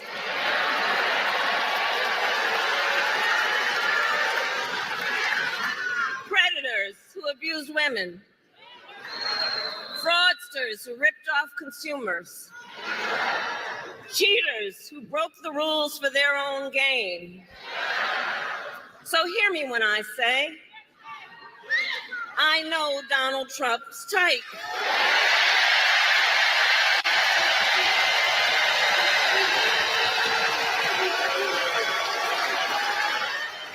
I know the type. And I have been dealing with people like him my entire career. For example, as Attorney General of California, I took on one of our country's largest for-profit colleges that was scamming students. Well, Donald Trump ran a for-profit college that scammed students. Hey man, most for-profit colleges run way better than the non-profit ones, I'll tell you that. As a prosecutor, I specialized in child sexual abuse cases and sexual abuse cases. Well, Trump was found liable for committing sexual abuse. And as an attorney general. Really, bro? Really? Your lived experience is that you lived in the South and you didn't like it when people did that? Well, why aren't we hearing people booing in the arena then? Why didn't we hear a round of boos when she did that then? Could it be that you have a biased perspective on this and you're just looking for a reason to cope? Could that be possible? Because really, if everyone shared your lived experience, then when Kamala just did that fake Southern accent, the entire 8,000 people in that arena would have booed for her. Maybe something to think about. Ethan, thank you for the super chat. I predict a lot of young men, especially whites, will not participate in this election, and it will be apparent. Whatever the result, both sides will blame men for it. They may even blame Nick. Oh yeah, Nick, when Trump loses, man, Nick had better get ready, because when Trump loses, Nick Fuentes is going to get the brunt of the blame for all of it. Because I mean, we got to be honest. And listen, man, I didn't agree with Nick when he said it at the RNC, because I'm a woman and I was overtaken by my emotion and the emotional part of Trump's speech, and I was like, no, Nick, no, you're wrong. I really did. I thought he was wrong, and then I let it simmer, and I was like, fuck, Nick is right. Like it took a couple days, but I got there. But the thing of it is Nick is one of the only people out there saying this, and he's 100% right. And because he's right and he's not afraid to say it, and he has a lot of people listening to him, when Trump loses, they will blame it on Nick. They're going to be like, Nick Fuentes drove all these young men away from voting for Donald Trump. It's all his fault. It's his fault we have Kamala Harris. He better get ready, bro. I'm sure he knows this already, but I would not want to be in his. This is why I'm glad I'm not relevant like he is. I'm like, I would not want to be in Nick's shoes when Trump loses. I would not want that holy hell rain down upon me. Nope, but Nick will handle it just fine. I believe in him. Azerwang, like it or not, Trump's court case loses. The Trump court case loses is going to hurt him in the long run. The sound bites will do enough damage. Yep. I agree with you, Azerwang. Thank you again for all the support.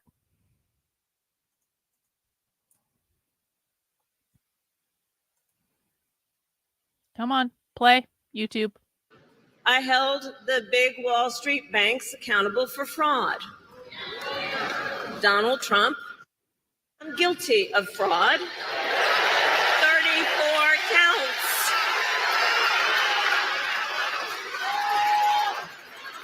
So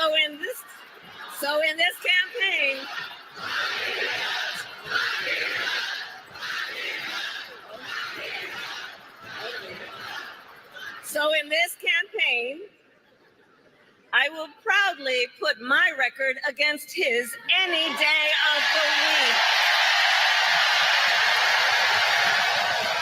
Any day of the week. Including. Oh, wait, hang on. Danny says, many conservatives I know in this small little all red town are saying they are not voting. Could it be that Trump has lost his base and no one realizes it? They're so busy pandering to the middle.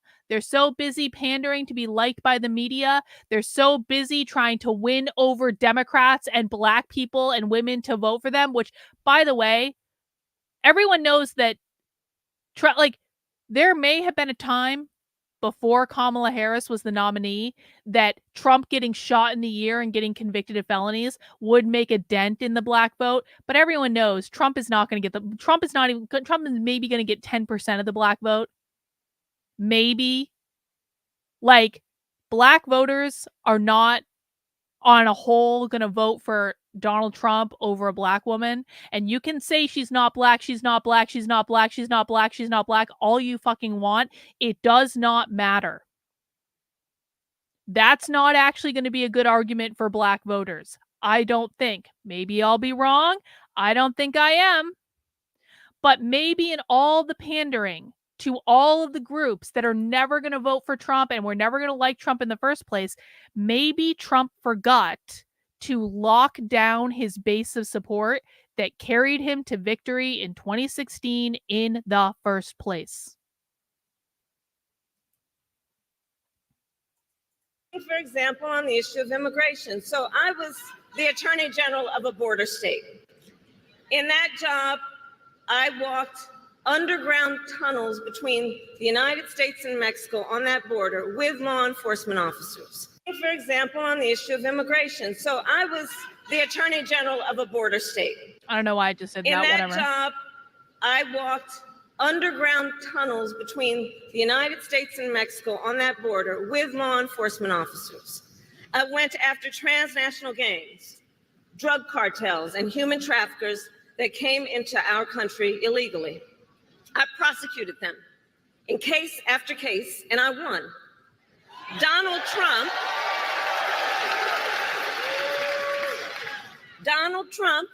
on the other hand, has been talking a big game about securing our border, but he does not walk the walk. Or as my friend Quavo would say, he does not walk it like he talks it. Just there for the concert, guys. Nothing to see here. They were all just there for the concert. Remember. Oh, the cackle's back. Oh, she caught herself. Okay. So look, our administration worked on the most significant border security bill in decades. Some of the most conservative Republicans in Washington, D.C. supported the bill. Even the Border Patrol endorsed it. It was all set to pass. But at the last minute, Trump directed his allies in the Senate to vote it down. Right. He tanked the bipartisan deal because he thought it would help him win an election. Which goes to show Donald Trump does not care about border security.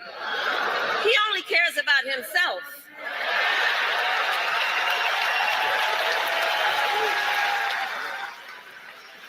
And when I am president, I will work to actually solve the problem.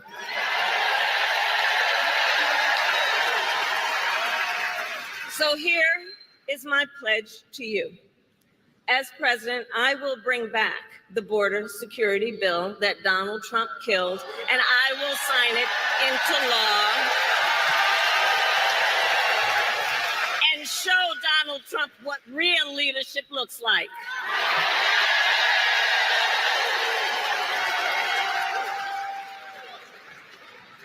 But make no mistake, this campaign is not just about us versus. All right, I got a super chat from Dragon Balls. Thanks, Dragon Balls. When are conservatives going to realize attacking character over policy will lose votes and reverse the narrative as an attack on a black woman? Loomer is doing Trump no favors. Was he shot? I can't remember.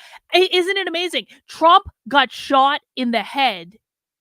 And none of us even remember that anymore because of how badly things have gone for the Trump campaign since he got shot in the head. You guys remember when we were all screaming about how much the DeSantis campaign sucked basically as soon as it kicked off?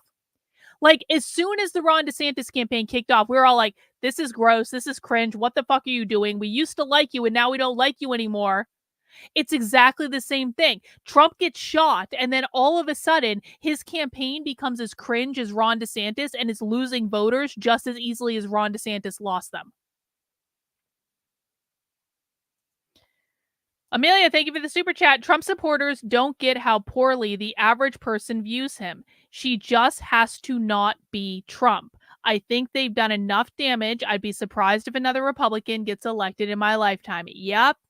You know, and I'm of two minds about this. I'm like, part of me is like, again, it's kind of like with socialism. Like, I've come to a stage of acceptance that in 10 to 15 years, we are going to see a violent overthrow of the US government by the radical revolutionary left, and that we are going to descend into the Marxist utopia. And there ain't really nothing I can do to stop it because conservatives don't give a fuck. They pretend to care about communism. They scream about communism, and then they do nothing about it. And so, like, I've come to the stage of acceptance that we are just irrevocably fucked. And, you know, there's a freedom in that. And I've kind of come to the same place with this whole like election thing.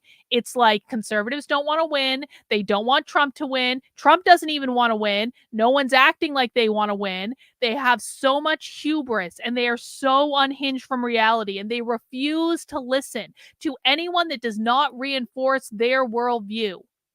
And it's like, you know, once you accept that they're all stupid, and that all the influencers are just grifting for money, and that none of them really cared about any of this. They just wanted to enrich themselves. And by the way, guys, conservative influencers make more money when there's a Democrat president, not a Republican president. So guess what? They all have a vested interest to lie to you because they don't actually want to win. They might pretend they want to win, but they will make more money if they don't win. And at the end of the day, it's the making of the money that they really care about. And it's just like, once you go through the stages of grief, and you realize that there's just nothing we can do. Yep. My husband just walked through and said half the people walked out of that rally. This is like, guys, this is fucking real. You can look at the video and it is so clear that no one left. But conservatives, they aren't even looking at the video. Like, this is like fact check 101. Did half of the people really leave that rally? Oh, wait, here's a video where the entire stadium is filled and they're all screaming for Kamala and they're all excited about Kamala, and they actually cheered for Kamala more than they cheered for that concert at the beginning. And none of them walked out and the entire arena is full, but they all left. Yeah, okay. Yeah. Uh-huh.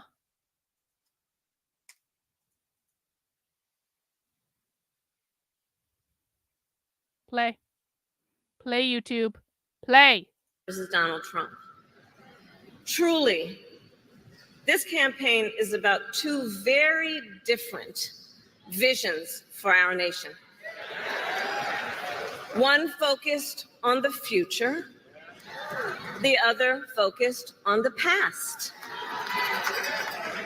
We believe in a future where every person has the opportunity to build a business, to own a home, to build intergenerational wealth,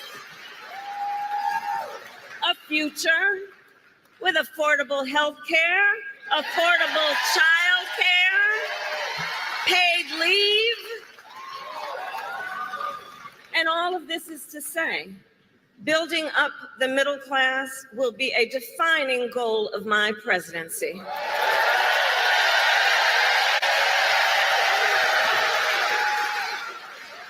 Because we here all know when our middle class class is strong. America is strong.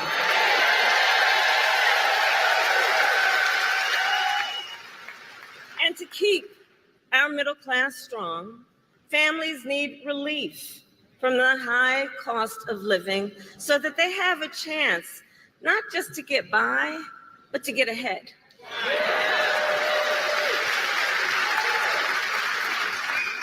And yes, it is true that by many indicators, our economy is the strongest in the world.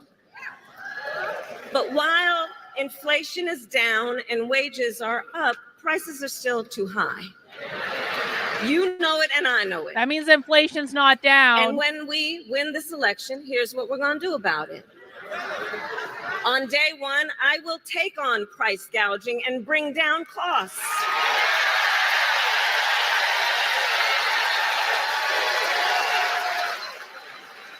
We will ban more of those hidden fees and surprise late charges that banks and other companies use to pad their profits. We will take on corporate landlords and cap unfair rent increases.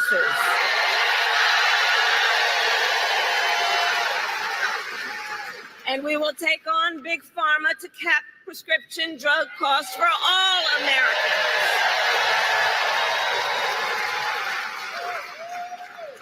Our plan will lower costs and save many middle-class families thousands of dollars a year.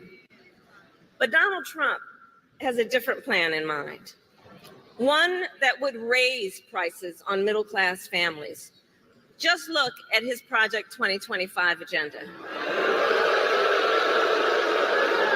I take it you've seen it. John in with the big super chat. Thank you so much, John. I appreciate it. Longtime listener, first post. As someone on the right, I reckon Trump doesn't have a hope now. He seems more like a middle-of-the-road neocon at the moment, especially with J.D. Vance at his side. Kamala, unfortunately, has got into her stride. Listen, man. John, I really appreciate the super chat. Thanks so much. I don't want to be right about this. I hope everyone understands that. Listen, I may have made shitting on conservatives into an art form over the past several years. But I actually have always wanted conservatives and the right to get their shit together. I've always wanted them to learn. I've always wanted them to be better. I've always wanted them to be strategic. I've spent countless hours breaking down how the left has won everything to try to be like, you need to learn from them. You need to get ahead of them. You need to figure out their strategy. You need to do something. I have spent literally years doing this. And no one listens. They don't listen. And not only don't they listen, they defame me. They insult me. They smear me for trying to tell them. And at some point, I'm like, listen, man, I don't want the left to win. I feel like I've done more to fight back against the left than most people out there. But when you make bad decision after bad decision after bad decision after bad decision after bad decision, when you unhinge yourself from reality, when you just surround yourself with people who are lying to you and going, we're winning, pinky swear, trust us, bro, we're totally winning. The left is not winning, we are winning. And you do that for like months and years on end, there is only one logical conclusion that can be drawn. And it's like, I genuinely hope I'm wrong. I genuinely hope that Kamala Harris does not win. I genuinely hope that I wake up on November 6th, or, maybe I won't even go to sleep that night. Well, it is actually, fun fact, the election is actually on my anniversary. So I don't know. I've actually kind of thought maybe I should just go to maybe Victor and I should just go to some far off location where there's no internet for our anniversary night and get like a really nice hotel room or something like that. And just don't watch TV. Just get like a really nice, go to a fucking private island or something where there's, I've really thought about that anyway, but I really hope that Kamala Harris does not win, but I think she's going to. And, ain't nothing I can really do about it. Ain't nothing any of us can really do about it because Trump has chosen his path. The Republican Party has chosen their path. The conservative influencers have chosen their path. The conservative base is just completely all bought into it.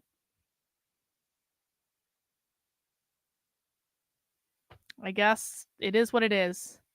It is what... Okay, like, to be real, I'll probably end up streaming on election. I will spend my anniversary with you guys. All right? I will not spend my anniversary with my husband. I will spend my election night anniversary with you guys on the internet. God. And then Victor and I will go on a subsequent vacation somewhere else. Amelia, thank you for the super chat. Also, do you think people forgot about the Trump shooting because a fair amount of them wanted him dead? Destiny's audience was saying as much, at least. Maybe. Maybe, Amelia. Maybe. Yeah. You know you're gonna be right here with us. You can't not watch this dumpster fire. Yeah, maybe I'll have maybe I'll make Victor come on the stream for election night. Victor will be like, I don't care about any of this. Oh gosh. All right, let's continue. Project 2025 is a plan to weaken the middle class. Be clear. And Donald Trump intends to cut Social Security and Medicare. He intends to give tax breaks to billionaires and big corporations. He intends to gut our investments in clean energy jobs. He intends to end the Affordable Care Act, to take us back to a time when insurance companies had the power to deny people with pre-existing conditions. You guys remember what that was? Children with asthma, breast cancer survivors, grandparents with diabetes. Georgia, America has tried these failed policies before, and we are not going back. We're not going back. We're not going back.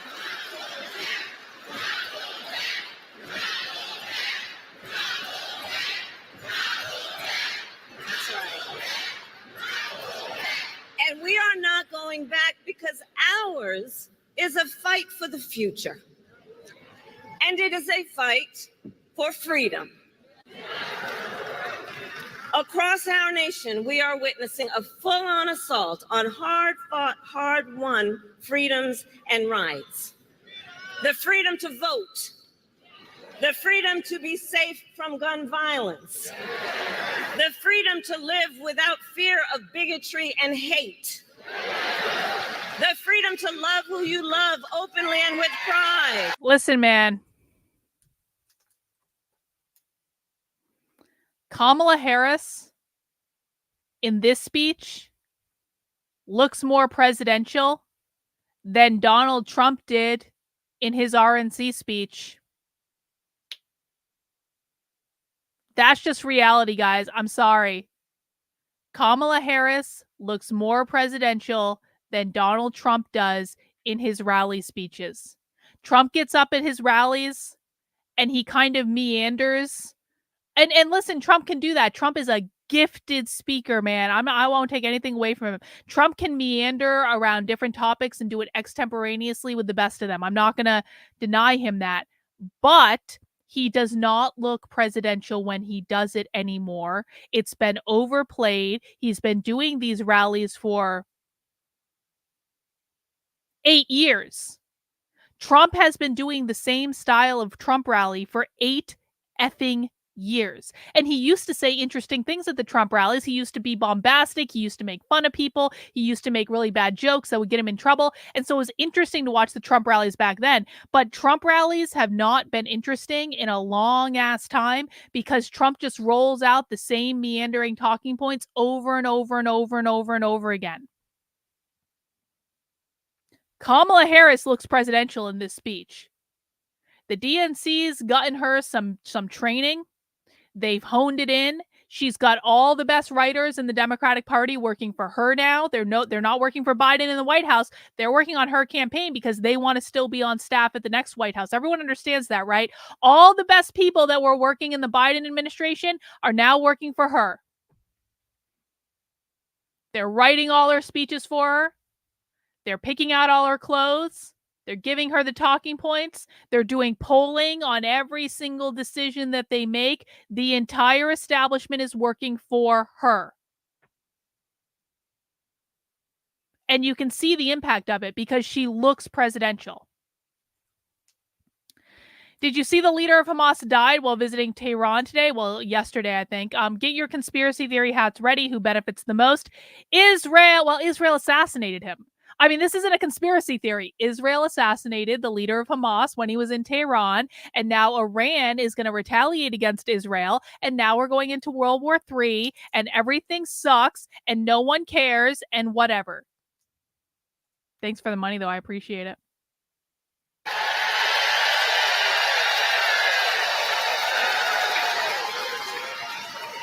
The freedom to learn and acknowledge our true and full history.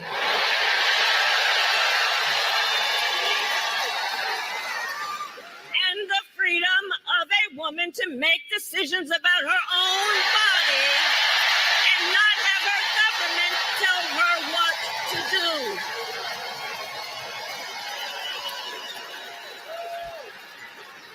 Ours is a fight for the future and for freedom.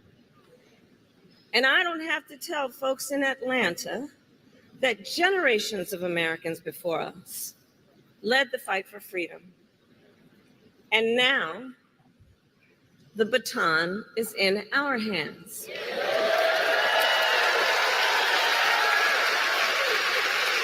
Each and every one of us. And we love our country. We love our country. And I believe it is the highest form of patriotism to fight for the ideals of our country.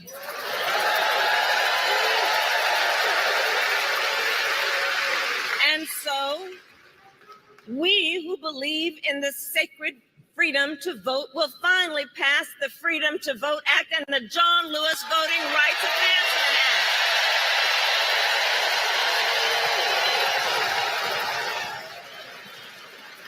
We who believe in the freedom to live safe from gun violence will finally pass universal background checks, red flag laws, and an assault weapons ban.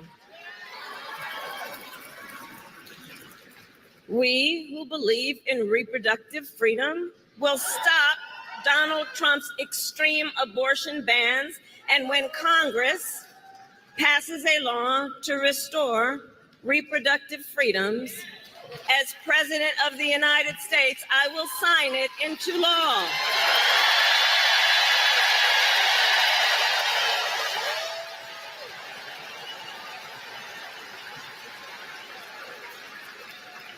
So November 5th is in 98 days.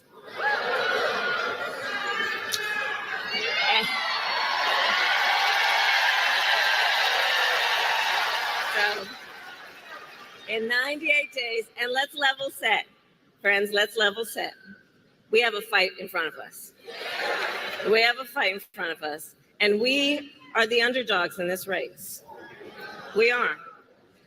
But you see, this is a people-powered campaign. Ours is a people-powered campaign.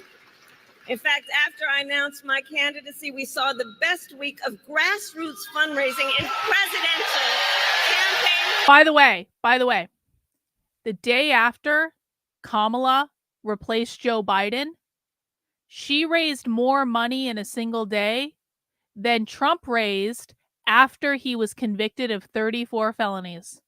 Kamala raised over $50 million in a single day after they announced her as the candidate.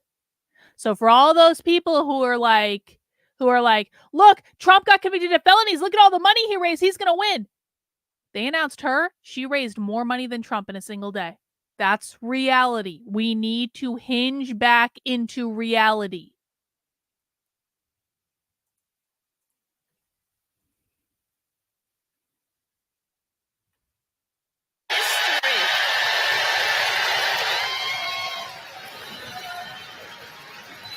And if you go to KamalaHarris.com, you can help us build on that success.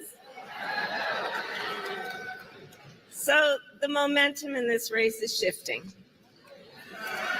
And there are signs that Donald Trump is feeling it.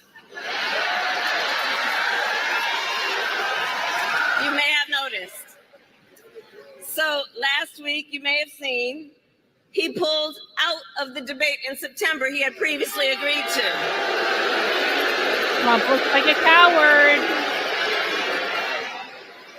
So here's the thing. Here's the funny thing about that. So he won't debate, but he and his running mate sure seem to have a lot to say about me. And by the way, don't you find some of their stuff to just be plain weird?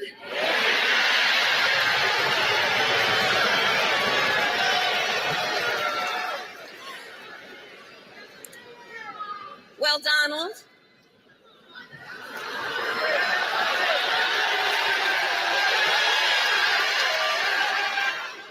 I do hope you'll reconsider to meet me on the debate stage.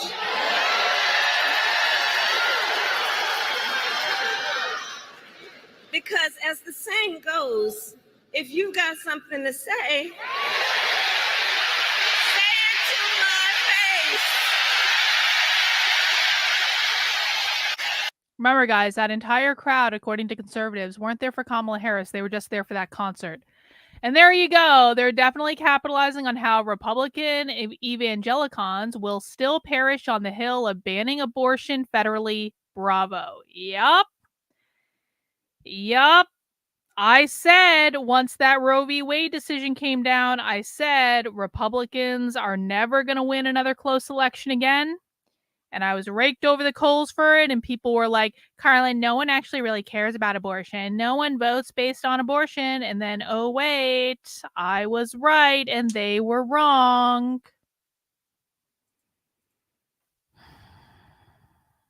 It sucks being right all the time. It sucks real bad.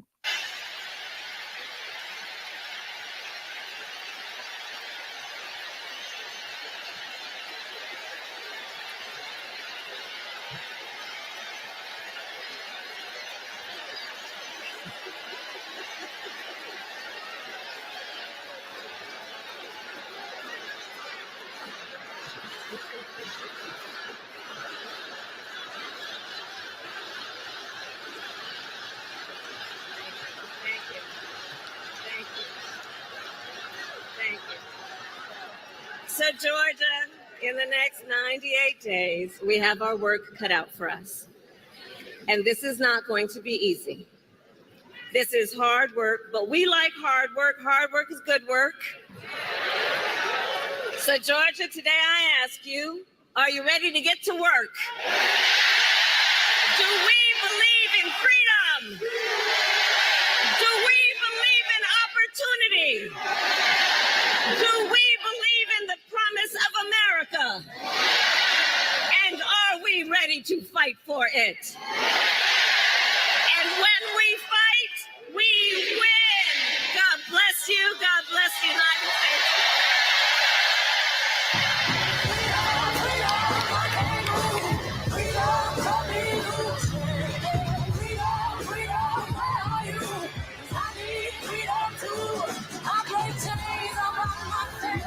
From Wilmington, Delaware, I'm Ryan Thompson, the Chief Mobilization Officer on the Harris campaign. And I'm Victor Rubin. Oh, they've got a Deputy whole other National after Organizing show. Director. They've got an As after Ryan show. mentioned, we're coming All right, to you all let's see what live from happened. Harris HQ following that incredible rally we all just watched in Atlanta. And look, folks, we have a great show for you tonight. Not only are you going to hear from Look, Vice they're taking President Harris selfies. herself, but also They're from taking two of the selfies with campaign's Kamala. incredible surrogates, America Ferreira and Sterling K. Brown, as well as Dan Cannonen, Director of Battleground Stakes, who will be here in studio presenting our path to victory and how we intend to win this thing in the fall. In addition to that, we have Elise Wade, the Georgia Democratic Coordinated Campaigns Training and Leadership Director, who will give you all the latest and greatest on ways you can get involved in this campaign, because we need all of you to stay active and engaged in order to defeat Donald Trump and elect Vice President Harris. Before we get into the program, I wanted to make a quick pitch for the Vice President's merch store, store.kamalaharris.com, where exclusively for all of you, we are announcing 20% off if you use the discount code ORGANIZE at checkout.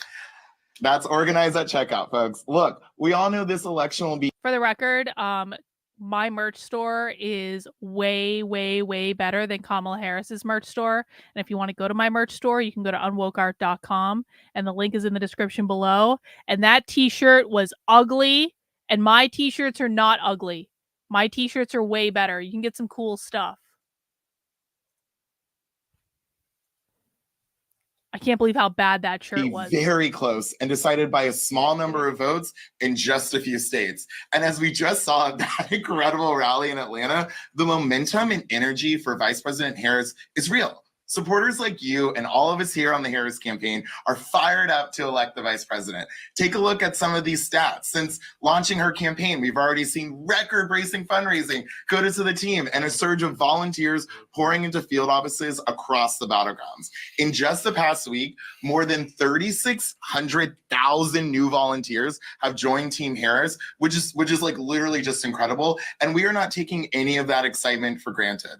This weekend, the campaign will be mobilizing thousands of grassroots supporters at events all over our battleground states, and you'll hear more about these events and ways to get involved later in the program.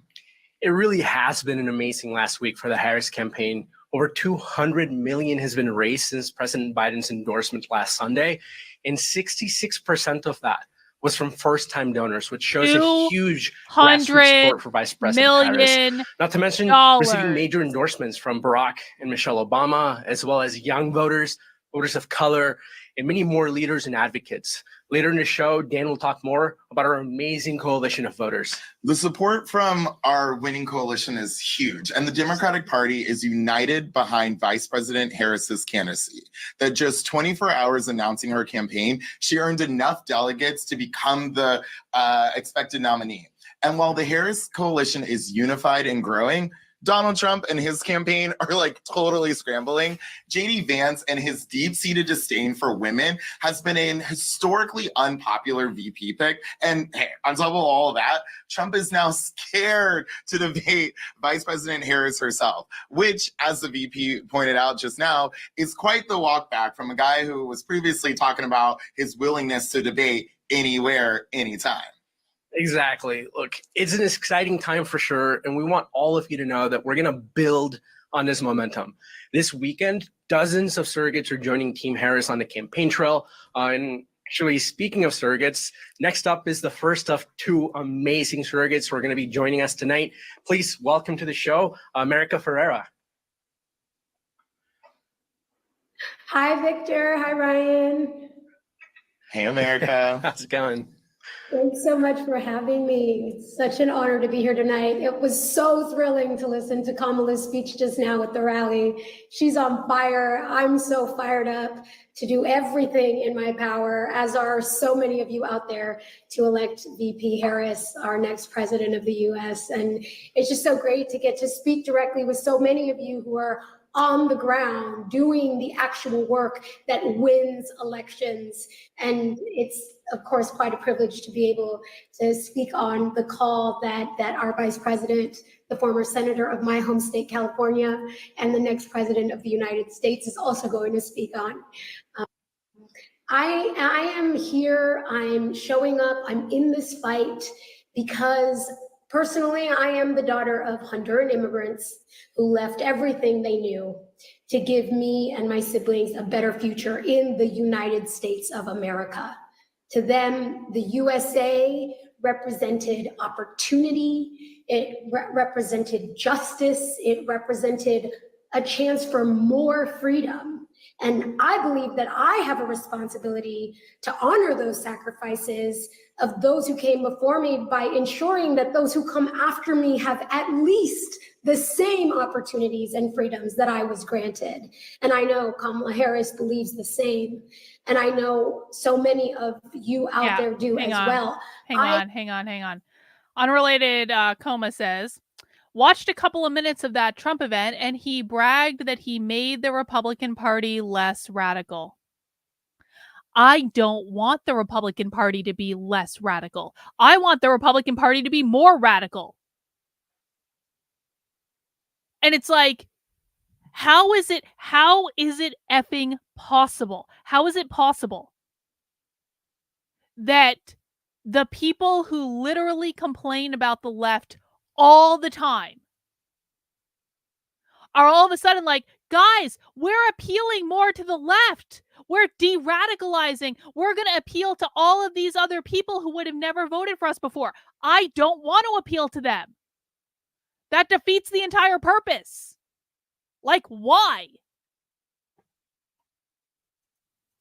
I want my children and your children to grow up in an America that's getting better for all of us, in an America that's moving forward, not backward. And as Vice President Kamala Harris has been saying all week to chance, we will not go back. And what we do for the next roughly 100 days will define our future for generations to come. And the stakes are just too high for any of us to sit this one out. We know that under a Harris presidency. And literally the only response that conservatives have is Kamala Harris isn't really black. You know Kamala Harris isn't really black, right? She is Jamaican and Indian. She's not even black. This is the conservative response to this. How? I do not get it. Like, there is not a single person that is actually thinking about what do you actually need to do to appeal to voters? What do you need to do to get people to vote for you?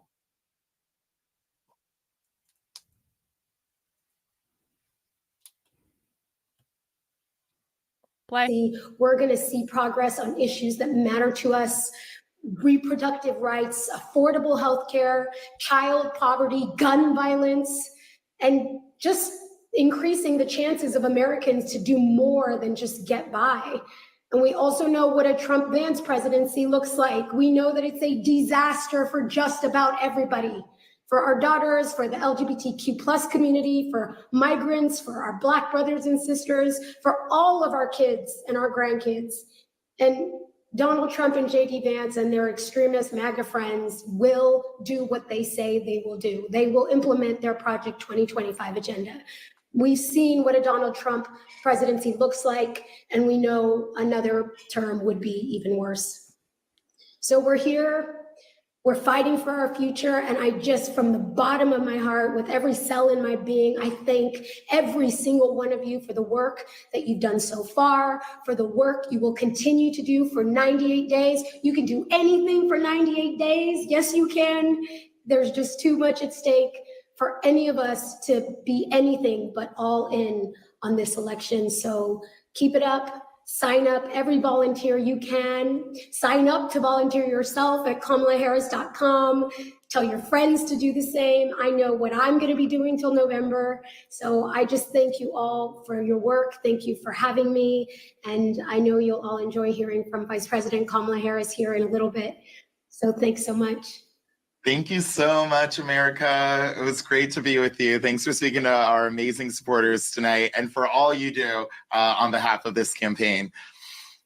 Thanks, Ryan. Of course. Next, I wanted to turn over to my dear colleague, Dan Cannonen, who's going to talk us through how we're going to win this thing. Dan is the director of Battleground States on the campaign. Dan, I'm so excited to hear. Ryan, Welcome. I'm glad to be here. Thanks for having me here. Thanks so much. And hey, everybody, I'm just so very excited to talk to you about the path to victory for Vice President Kamala Harris. We are seeing enormous enthusiasm for the Vice President. I just want to point out that Kamala Harris is doing these streams where her campaign staff are literally laying out their strategy for victory. We know that no one on the conservative right is watching this. We know that no one in the Trump campaign is watching this. We know that no one's paying attention to this because the talking point that they're running with is no one even stayed for Kamala Harris's speech, which is easily disprovable if you just watch the goddamn video. And this whole part about them laying out their entire campaign strategy, it's after the main part of the video. So we know they didn't watch the main part of the video. There ain't no way they fast forwarded to get the campaign strategy. You guys understand this, right? It's like they are so emboldened that they're like, we're just going to lay out our entire strategy for you guys. We're going to tell you exactly how we're going to kick your ass. And no one on the right is even paying attention. This is exactly what the socialists do, by the way. This is why socialists put so much shit online, because they're like, no one on the right is going to watch us anyway. No one's going to sit through all that content. So they feel emboldened to put it out there. Like, what's stopping them? Yep, Trump is sacrificing his base to appease his enemies. Very true, Nick. Very, very true. Thanks for the super chat. Appreciate it. President's campaign. This past Saturday and Sunday, we held a weekend of action to mark 100 days until the election. And I know that many of you were a part of it. We'll talk more about the weekend and the enthusiasm on the ground in just a bit. But for now, just know this was the biggest mobilization on the campaign to date. Here at Harris HQ, we are focused on rebuilding our winning coalition of voters, and we are not taking any votes for granted. In particular, there are several key constituencies in the Democratic base with whom Vice President Harris has well-documented support. Black voters, Latino voters, AA and HPI voters, women, and young voters. We are also working on expanding the support from the 2020 Biden-Harris coalition. Since 2020, many of those voters have come out in support of Democrats as Donald Trump's Republican Party grew more and more extreme. But here's the good news. We win with these voters where it matters. Hang on. Under undecided voters, the 7% of voters who remain undecided in the 2024 presidential race, who they are, disproportionately Black, Latino, and under 30 years of age, more likely to have supported a Biden-Harris ticket in 2020 than a Pence-Trump ticket, 2 times more likely to be Democrats than Republicans.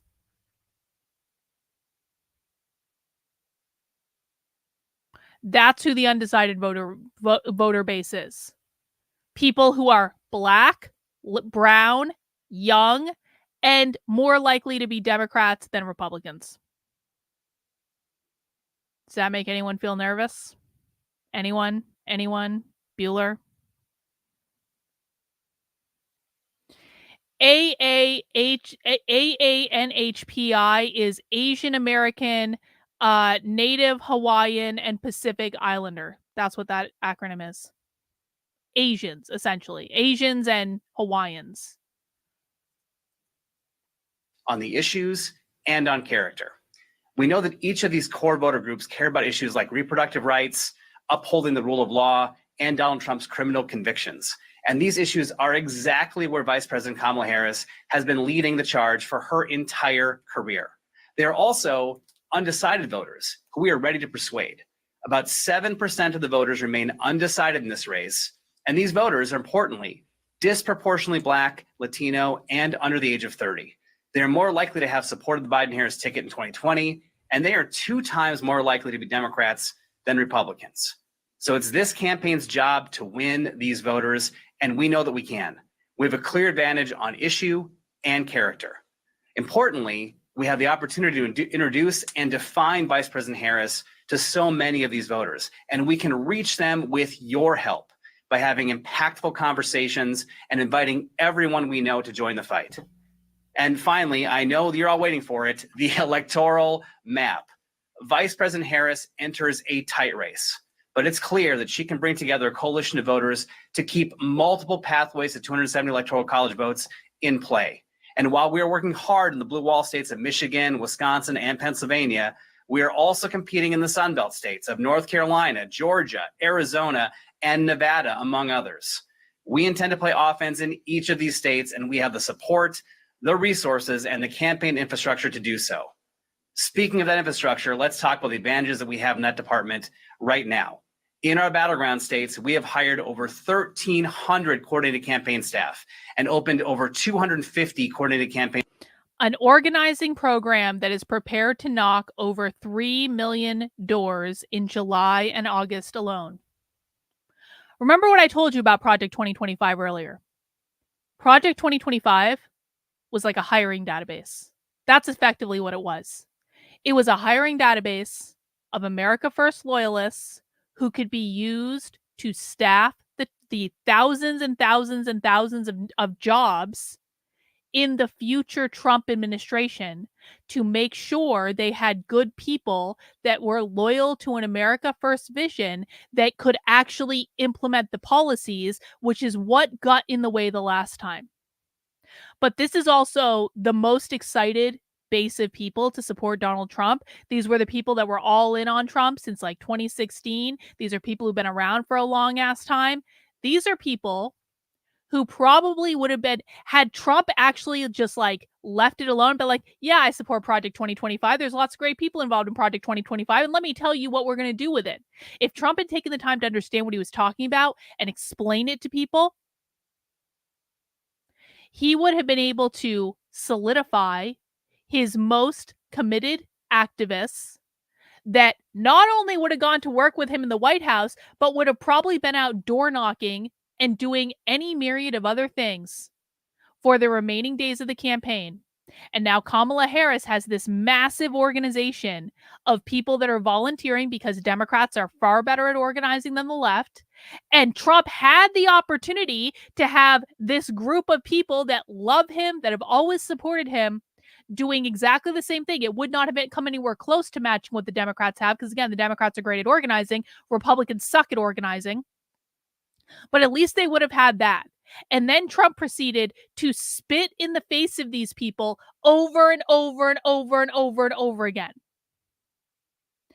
And now they're disillusioned by him. And many of them don't even want to vote for him anymore because he spit in their face after years of them supporting him. When he made bad decision after bad decision after bad decision, and they were still there.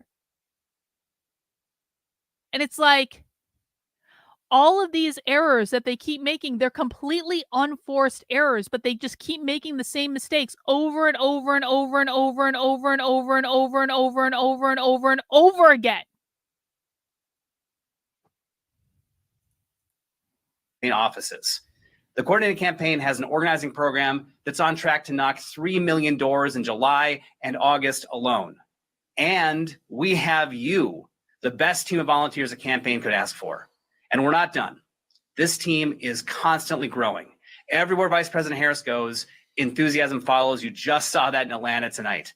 We've all seen that over the past 9 days. She's capturing the attention of the nation, persuading voters, and setting the internet and arenas on fire. The levels of excitement we've seen for her candidacy are unprecedented.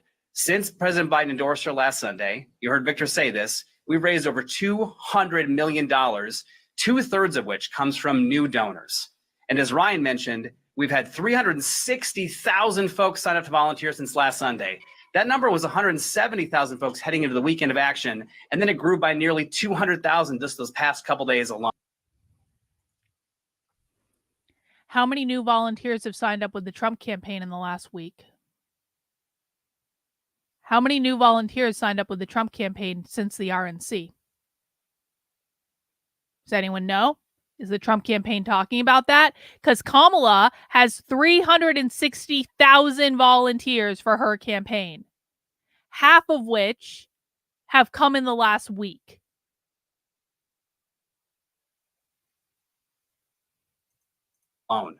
And just this past week, the campaign experienced 6 of its top 10 days of volunteer activity.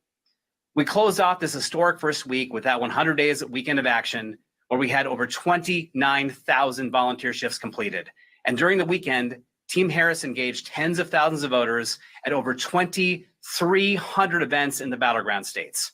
Let me say that number again, 2,300 events just this weekend. Turnout was unprecedented. Yeah. Isn't it funny? Did we hear Kamala talk about Israel at all? I didn't hear Kamala talking about Israel at all.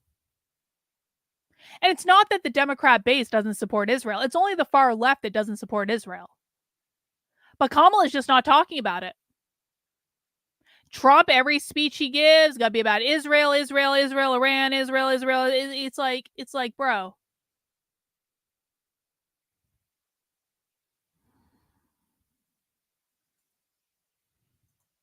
They knocked over 126,000 doors. They made more than 768,000 phone calls. And these volunteers were all across the battleground map in rural areas and urban communities. In rural South Central Pennsylvania, over 300 voters joined an event with Governor Shapiro. In Florida, 300 golf carts paraded around the villages, a conservative community that's been pretty pro-Trump until now. And in suburban Las Vegas, more than 300 people showed up to our first volunteer mobilization event with Congressman Max Frost. Before I turn it back to you, Ryan, and our next special guest, I want everyone in this call to take away two things from this Path to Victory discussion. First, this is going to be an incredibly close election, but this campaign has been designed from the jump to win close elections across all the toss-up states. We expect it, and we are prepared for it. And second, the work that you all do with our teams on the ground is how we win.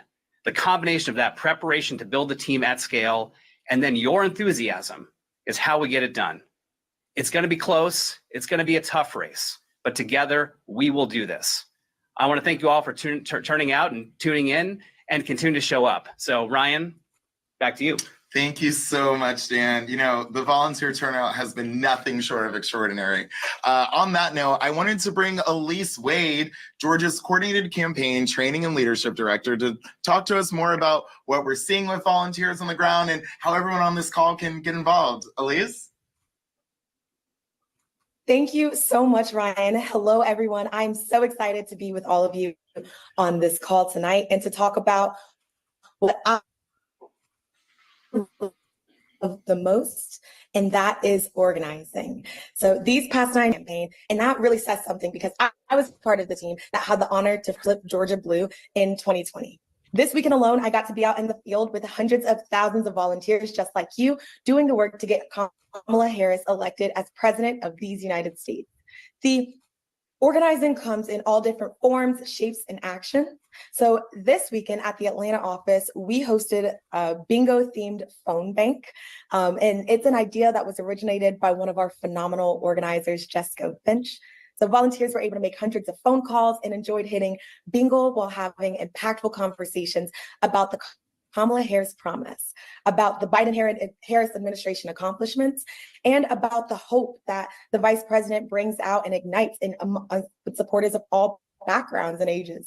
One volunteer even highlighted a conversation that they had with a young person that committed their very first vote to Kamala Harris this upcoming November. So this campaign has been making history all week. And I know that it will be the enthusiasm and the support of grassroots supporters like all of us here that make history again this fall to elect Kamala Harris to be our next president of the United States. So I have been following Kamala Harris for a while, and I am deeply honored to rally behind the woman who worked alongside President Biden to pass the PACT Act. That guaranteed and expanded benefits for veterans who were exposed to— Oh, really? Really? There were 70,000 attendees? How much money did they raise? Because the White Dudes for Harris raised over $4 million. How much money did Dom Lucre raise?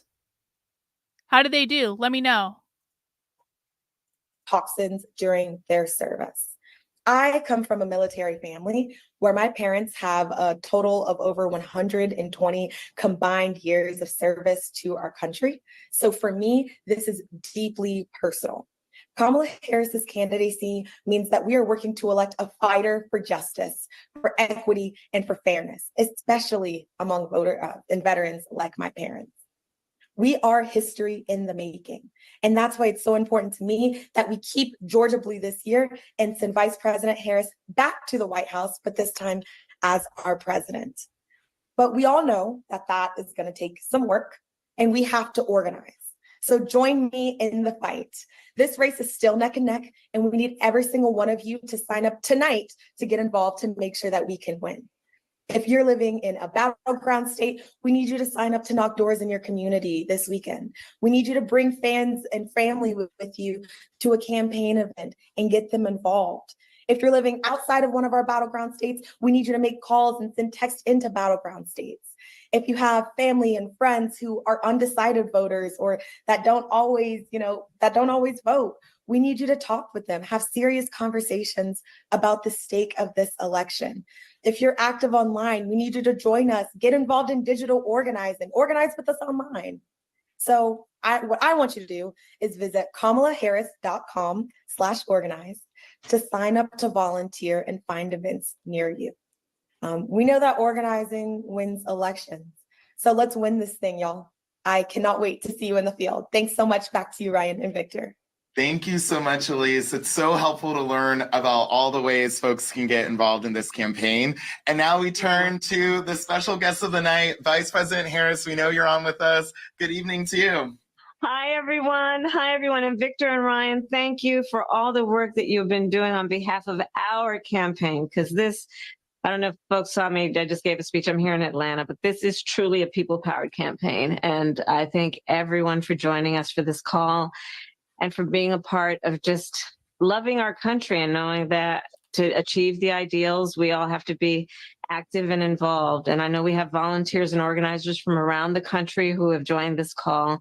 And I hope you could feel the energy in the room here in Atlanta. It was really incredible. And it's about the energy of our campaign. This is our campaign. And I feel so very strongly, our campaign is about building community. Our campaign is about building coalition. Our campaign is about everyone from every walk of life, every age coming together to understand we all have so much more in common than what separates us, and that we are collectively, because of our love of our country, prepared to fight for the best of who we are. And I can say that a weekend, I think that we have great momentum, and in large part, it has to do with everybody who's on this call and all that you are doing to organize. In fact, just this past week, over 360,000 people signed up to volunteer. And us being a people-powered campaign means that with our power and with us continuing to grow and to connect each other and to connect folks that may be perfect strangers today, but will be friends tomorrow. All that kind of work and that spirit of that work means we're going to win in November. And I know many of us have been involved in these elections every 4 years, and almost every time we say this is the one, well, this year is the one. It's probably the most existential, consequential, and important election of our lifetime. And I think we all know it, which is why you all are on this call. And we are prepared, all of us, to fight for our future. And that's what this is about. So November 5th is in 98 days, and early voting, just as important, is around the corner. In Arizona, early voting starts in 71 days. In Michigan, mail-in voting starts in 58 days. And in North Carolina, absentee ballots will be sent in just 38 days. So we got a lot of work to do, and we have enough time to get it done, but not an extra amount of time, just enough time. So listen, this is a sprint, and we know what we need to do to cross the finish line. We need to knock on doors. We need to register voters. We need to text our friends and family members and coworkers and make sure they know how much is at stake in this moment. And again, make sure they know that they're not alone, that we're all in this together, So to everyone on this call, I'll say, listen, it's going to be hard work. We are the underdog. It's going to be hard work. And we like hard work. And hard work is good work. So let's get to it. And let's energize and organize and mobilize and fight for freedom and for the future of our nation. And let's remember, as I always say, when we fight, we win. So everyone, please take care. And I hope to see you out there. And thank you again. Thank you so much. Hang on. I'm still curious why her speeches are not as bad as before she was running. Well, we did touch on this earlier, but I will touch on it again for anyone who might have just recently joined. When she was vice president and she wasn't running for anything, she didn't have a campaign staff. Back in 2020, when she originally ran for president and she got no votes and had to drop out before the first primary, she basically didn't have a campaign staff. She had her and her sister and some volunteers, and that was it. Now, she has the entire DNC. She has all the best speechwriters. She has all the best pollsters. She has all the best media trainers, all the best PR people. She's got the entire media apparatus picking her up. She's doing extensive, you can tell she's doing training. You can tell they got her to stop cackling. So every time people are going to make fun of the cackle ain't there no more. She slipped into it one time briefly in the speech that she gave, and then it went right back out. They're polishing her up like a bright new penny. She has got the A-team now. She's got all the best speechwriters that were working in the White House before are now working for her. All the best people in the Biden administration are now working for her because they want the job in the next administration. They've already checked out of the last one. You guys really thought that the DNC was just going to let Kamala flounder again like she did in her first campaign? No. She represents them now. She's their puppet now. She wasn't their puppet before. She's their puppet now. And this is why she's acting the way she does. And this is why she's talking the way she does. And this is why she looks more presidential than Donald Trump looks at this time. She's younger. She's a woman. She's black. It doesn't matter how many times you guys say, she's not black. It doesn't matter. Does not matter. It doesn't matter how many times you guys make jokes about her, sleeping with a married man or being a whore. By the way, every time you guys call her a whore, you're driving women voters to her. I hope you understand that. Every single time you guys call her a whore, you are getting her more votes. Every single time you guys insult people for trying to tell you the truth, you are getting her more votes.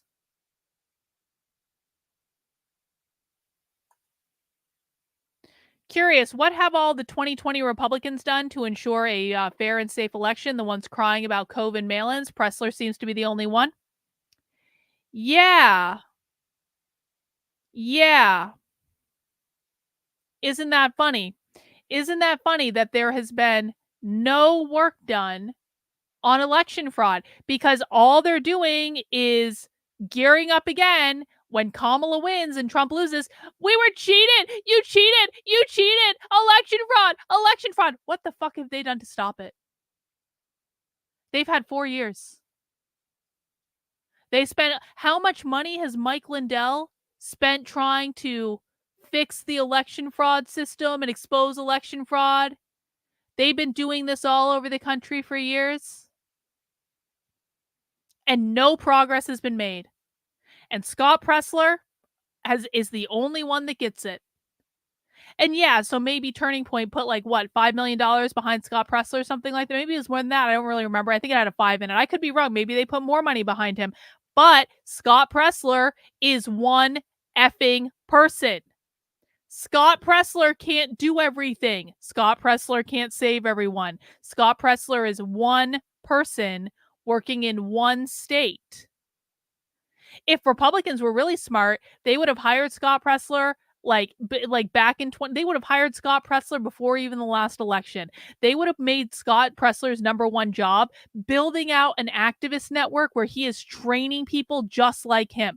By now, if Republicans had hired Scott Pressler 4 years ago and said, Scott, we will pay you a metric ton of money if you build out an organized network of people that are trained by you, that do everything you do, there could be 1,000 Scott Presslers right now. There could be 1,000 Scott Presslers out there had they just hired him and thrown all their money at him and say, just teach everyone to be like you. And he would have done it. And he probably would have done a great job. He needed a little bit of guidance to do it. And I know this because I asked him about it at one point. He has all the materials to do this. Everything is there. But no, we couldn't do that one smart thing. No, of course not. Why would they possibly do that?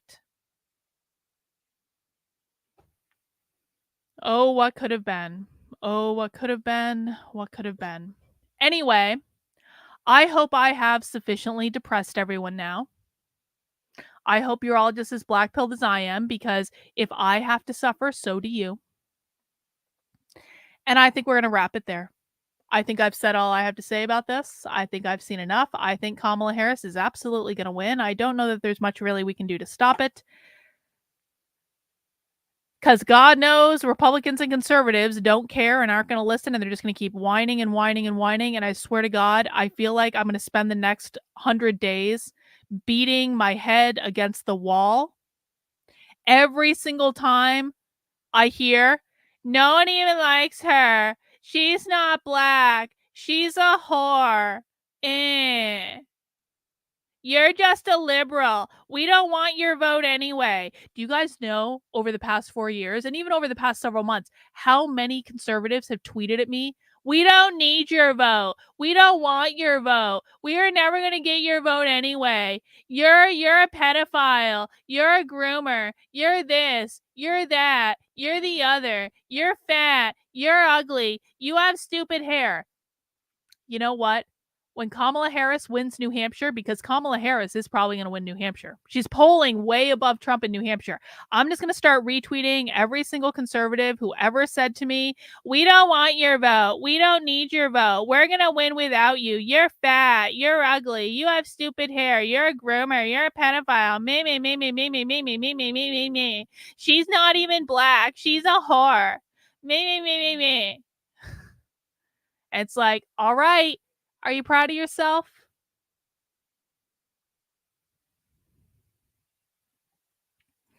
Yeah, I mean, I hope they get it, man. I hope Nick sticks to his guns. I really do. I hope that, I mean, who knows? Maybe Trump will turn it around. Maybe Trump will actually start making good decisions. Maybe Trump will get Nick to a place where he feels comfortable supporting him again. But I don't even know what Trump could do at this point, where we're like as down as Nick is on him.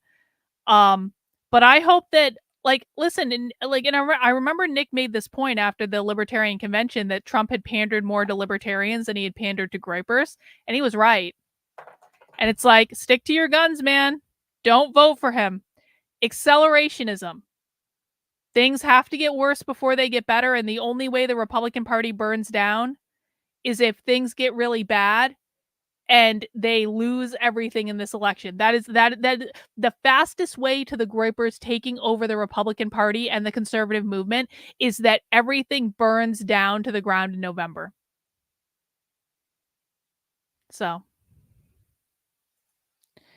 anyway, guys, that's all I've got for today. I will be back tomorrow at 5 p.m. And remember, this is your last chance for a couple cool things in the Unwoke Art merch store. It's unwokeart.com. Link is in the description below. My merch is way, way better than Kamala Harris's by like a mile and a half. For another couple hours until the beginning of the month, you can get the Notice collection for 25% off. Lots of different colors you can get the t-shirt in if you want a lighter color, darker color, and orange color to match the Clockwork Orange theme. That's going to be 25% off, and just a couple more hours to get the black on black Plague Doctor shirt, because this is a limited edition shirt for July. It will be being pulled out of the store tomorrow, and I will replace it with a new Plague Doctor shirt for a limited edition for August. Anyway, I will be back tomorrow where I will blackpill you again and again and again and again. And maybe I'm not really a masochist. Maybe I'm a sadist. Maybe I'm both. Maybe I'm both inflicting pain upon myself and I'm also inflicting pain on you. Is it possible to be both? I might be both. I am both a dominatrix and a submissive at the same time. Isn't that funny? All right. More end of the world blackpilling coming tomorrow. I hope you all guys all have a great rest of your night. Please mount the like button on the way out the door, and I'll see you guys tomorrow. Bye.